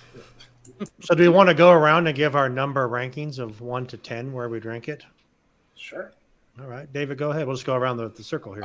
I'll say based on I want to see more movies produced like this. I'm gonna give it a 10 out of 10. I want more movies like this in different genres. Okay. Sam? Dave is my new bestie. 10 out of 10. Everything about it I loved. Okay. If Namor wasn't in it, would you still give it a 10 out of 10? Yes, I Okay. would. All right. Well, okay. Good answer. Hey, How about I you? have validated a lot of reasons why I loved this film, and Namor wasn't the only one. Yep. Brianna, how about you? I hate giving numbers, so I'm gonna. I'll do like 9.9. Okay. That's fair. Joey? I think the bottom row is going to have a little bit lower numbers. I'm gonna give it a go- 2. Yeah. No, it was a great movie, not without its faults, like any other movie. Not a perfect movie. Mhm. I give it. I'm leaning on a 8.5, 9, Okay. which I think is still very solid. Danny says the movie was missing one thing. Wong. Always need. Yep. No, it's Wong missing should- Oh, Madison. Yeah, Wong and Madison are doing movie night, so let's hope they're so. busy. Yeah, they're busy. I'll right now. I'll give it an 8.5 with my first initial watch. After repeat watch, I'm sure I might at least bump up to a 9. Yeah. I started off at 8.5, but after our talking and understanding more of this stuff, I'm going to go to 9.5. I was at 9 earlier today, but I'll go to 9.5. The only thing, like I said, I thought was no disrespect to Sam. I thought they literally dove too much into the Namor story, which that could have went somewhere else. If Little Storm is in Haiti, I'm going to a 12. I will say that. Man, I love everything about that theory. And I saved Lewis for last because I saw Lewis posted on our story, on Walt's apartment story, that a 7.5. Are you holding pat on that still? Or No. okay. I mean, even after like stewing on it, talking about my wife's body, I'm about an 8.5. I mean, it's a really good movie. But again, like I've shared when we talked about D23, the Black Panther movies, they're not movies. They're more like they're almost like they're like a lecture, like you're learning. So it's really hard to, and I think that's why when I share things are out of place, it almost feels like because this comes naturally, like you wouldn't do something like that, and that's why I'm so passionate about it. So for me, I'm at an 8.5. I do want to watch it again because I watched the original Black Panther a couple times, I realized that I liked it less for a movie, but I loved it more for a story. And I feel like if I watch this one again, it's going to become a better story for me than a movie. But then again, that's the Black Panther series for you. They don't feel like movies. They feel like cultural stories. That's so funny you say that because I've watched, like I said, I watched it on Friday or Thursday before we went. And I was more into this last time. I was more into the stuff with his dad and his brother and like all that stuff. I'm like, oh my gosh, just like all the stuff that happened in the beginning. And then when they Killmonger figured out, I was like, damn, these are, good point, Lewis, that they're really, really, both these movies tell amazing stories, have a different way of telling stories, which, I'm at an 8.5. There you go. It's growing on me, but I definitely want to watch it again. But hats off to Ryan Coogler, the entire Marvel team. But I think the real motivator behind this is Ryan Coogler. You look at any of his films, and you walk out just feeling a positive type of way about life itself. Yeah, a month ago, I was really up for the Russos coming back to do Secret Wars, and now because Ryan Coogler has mentioned that he wants to do it, I want Coogler to do Secret Wars. Yes. Yeah, give it to him. Yeah. I'm going to say this now because I try not to try to pit directors against directors because I love the fact that everyone gets to bring their own taste to the Marvel universe and stuff, and we get to kind of see a eclectic palette of art, which I love. But I would 100% trust Ryan Coogler to develop villains going forward. Like I was like, dude. The way you develop these story arcs for these guys and stuff, it's not the traditional like, oh, that's the evil $1 billion like that kind of tropey kind of villain. You create really in-depth, almost understandable, empathetic, it's like an onion with layers you need to peel. Yeah. So I'm like, dude, yes, so I would absolutely love to see him develop more villains and stuff from Marvel. Develop Dr. Doom. Oh my God, yes. Done right. Get him right. Do Doom. Yes, please do that villain. Yes. Yeah, Ryan Coogler could be like the Jon Favreau oh my gosh, I'm blanking the gentleman's name. Dave Filoni. Ryan Coogler fills that type of role. Except better.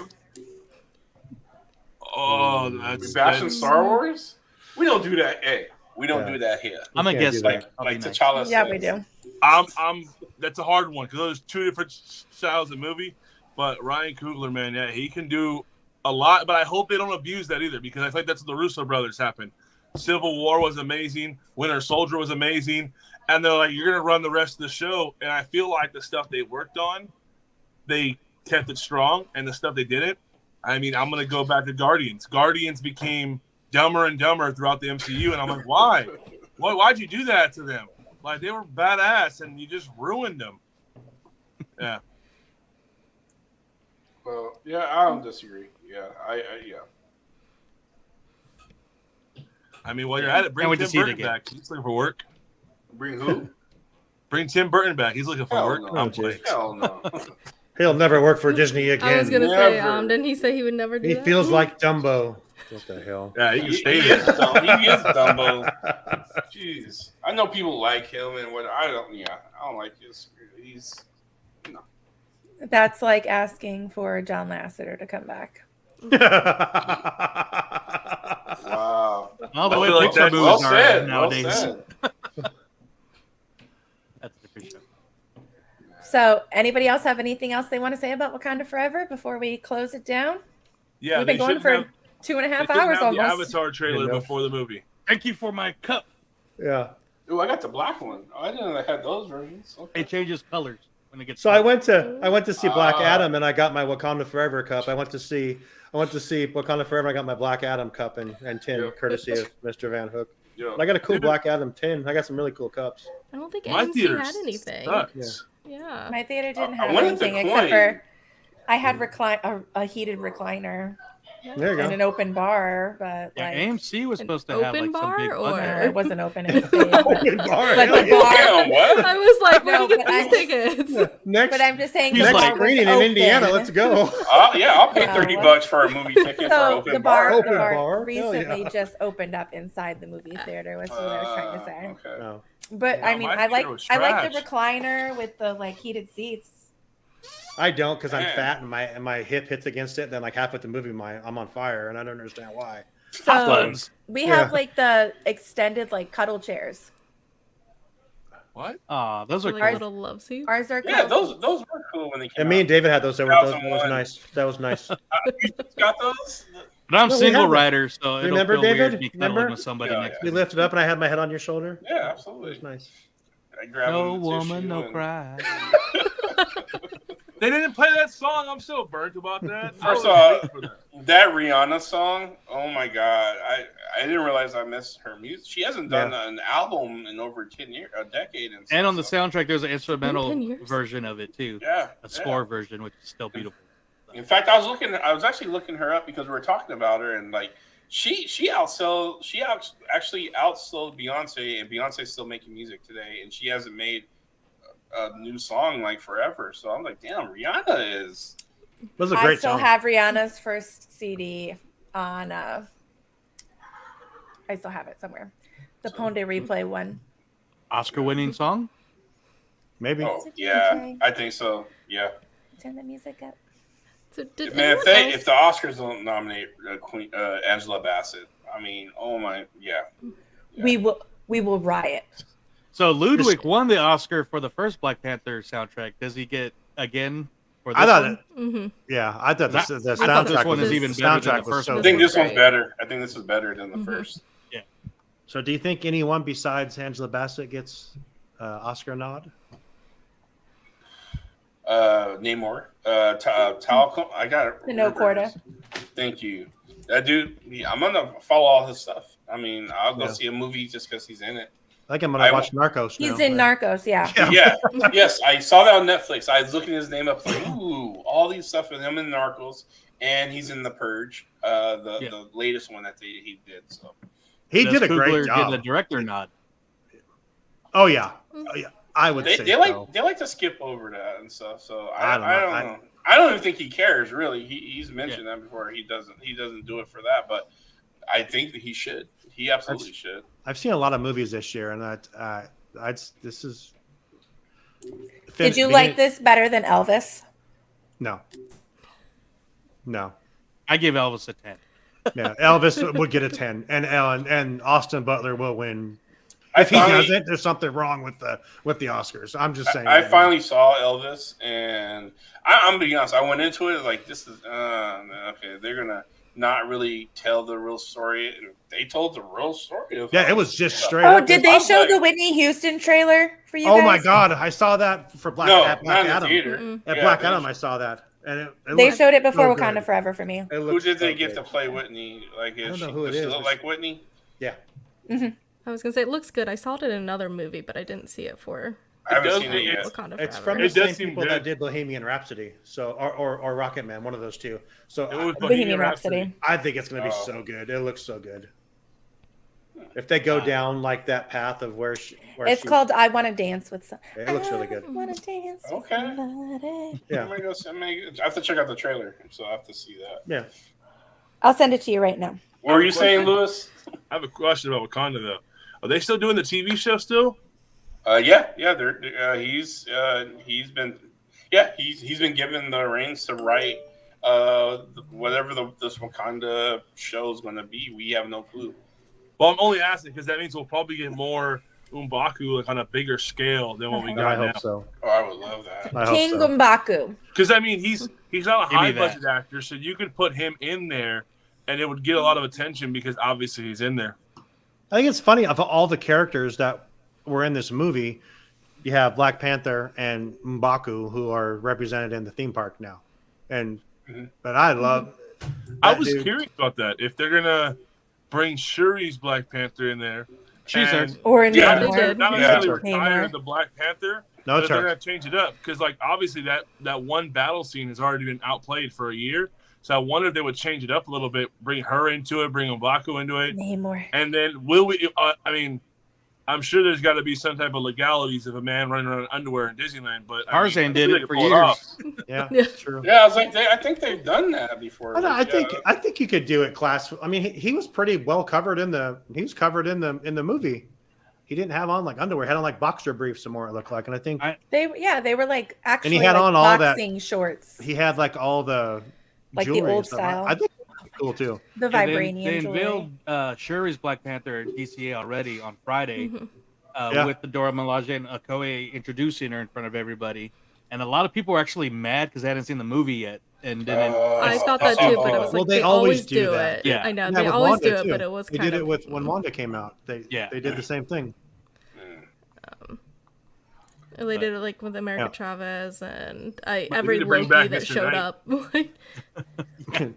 But Alex, my co-host, is going down next month for the all the Wakanda celebration. Yeah, there's a lot of stuff. I didn't realize they had so much. They have the garden and they have food and yeah. They have a sculpture now too of a Black Panther.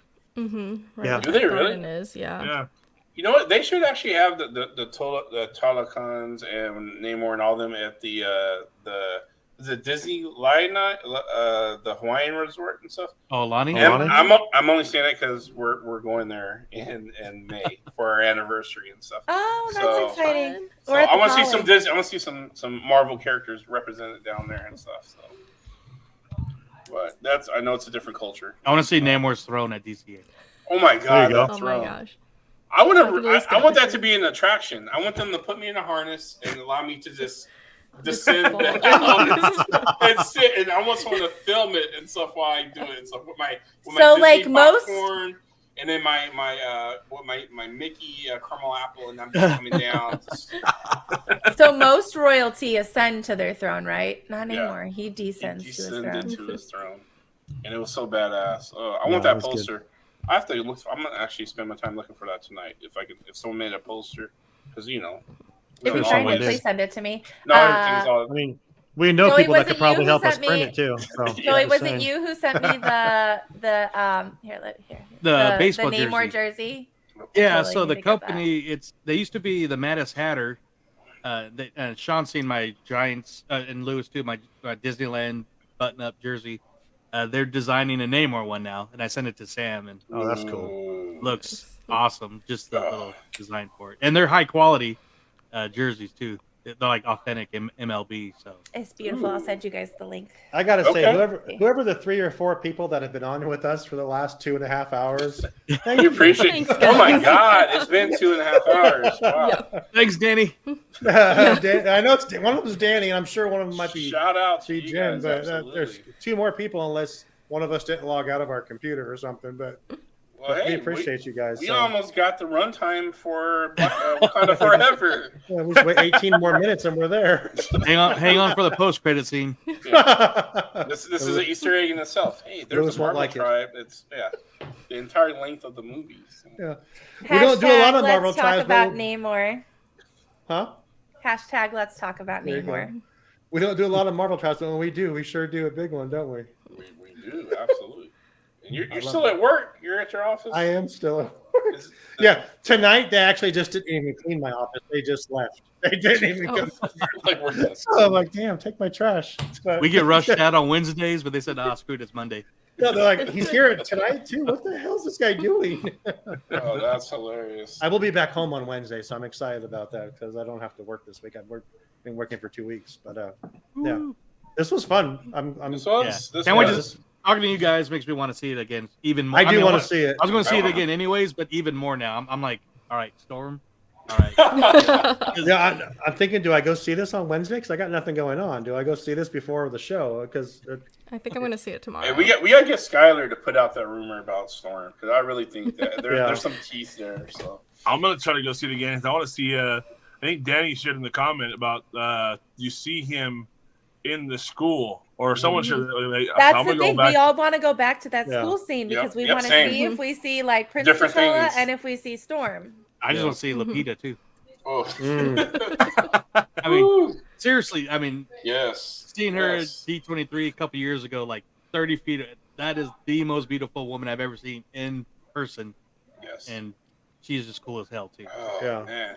And she's made up of all the right parts too. She's, I mean, not just, I mean, she's, and she speaks. I'm sorry. I think Spanish is a very sexy language, and she speaks it fluently. I mean, she's actually Mexican. She's born in Mexico, right? And lived in parts of Africa and everything else and stuff. So she got that dual heritage as she has her upbringing. She's amazing. I love you, wifey. On that note, Yeah. Who wants to wrap it up? Hey, blink twice if you're safe. Is Brenda right there? We have machetes in our home. No, she's not right there. She's not watching this. hello, thank you, Facebook user. But yeah, no, Lupita, and she knows she doesn't. I'm just kidding anyway. But Yeah, she Brenda knows. doesn't She's care. amazing. She doesn't care. She knows she has a loyal soldier with me, so it's all good. But yeah, Lupita, yep, she can get it. Sean is saying, Lupita, call me. Yeah. Wait, are you switching up Scarlet Witch for Lupita? Oh no, she's right there with her though. I'm not gonna lie. After watching that movie, I'm like, good God, man. You liked her in her blue outfit, though, right? Oh yeah. We are going off on a tangent, and it is 11 o'clock here. 11 so o'clock for Sam. Oh my yeah. God, it Yeah. is. Let's wrap it up, y'all. All right. Let's wrap it up. Well, in closing, we all like the film. Most of us are going to go see it again. I have to say, I do thank you guys for bearing, all the fans for bearing with us in our absence. We're going to bring more shows, and we're going to, also check us out on Wednesdays on Walt's Apartment Podcast, where we all assemble. That's our Avengers there and stuff. But we'll definitely bring out more Marvel content and have more people on the show. And like I said, Brianna and Lewis and the new girl Sam, just thank you guys as the OGs of the show, and our guests Sean, Nick Fury, and Joe. Thank you so much for coming and having this live discussion with us and stuff. So, Oh yeah, thanks for having me. And thank you, Blurred Hulk. Yeah. Yeah, thank you, buddy. yeah, there Yeah, thank you. Welcome back. Welcome. Brianna, we'll see you not this week, maybe next week. Hopefully. Not this week. Should be possibly next week. Okay. I'm glad you The made it week on after. tonight. Yes, I know. I was glad. I was like, at first, I was supposed to be working Monday, and I switched for them. It wasn't even for me. It just worked out well Perfect. that I had the night off. All right. Well, we're glad you're here because we missed your face. For sure. I missed you guys. So stay tuned for more episodes from the Marvel Tribe. Peace.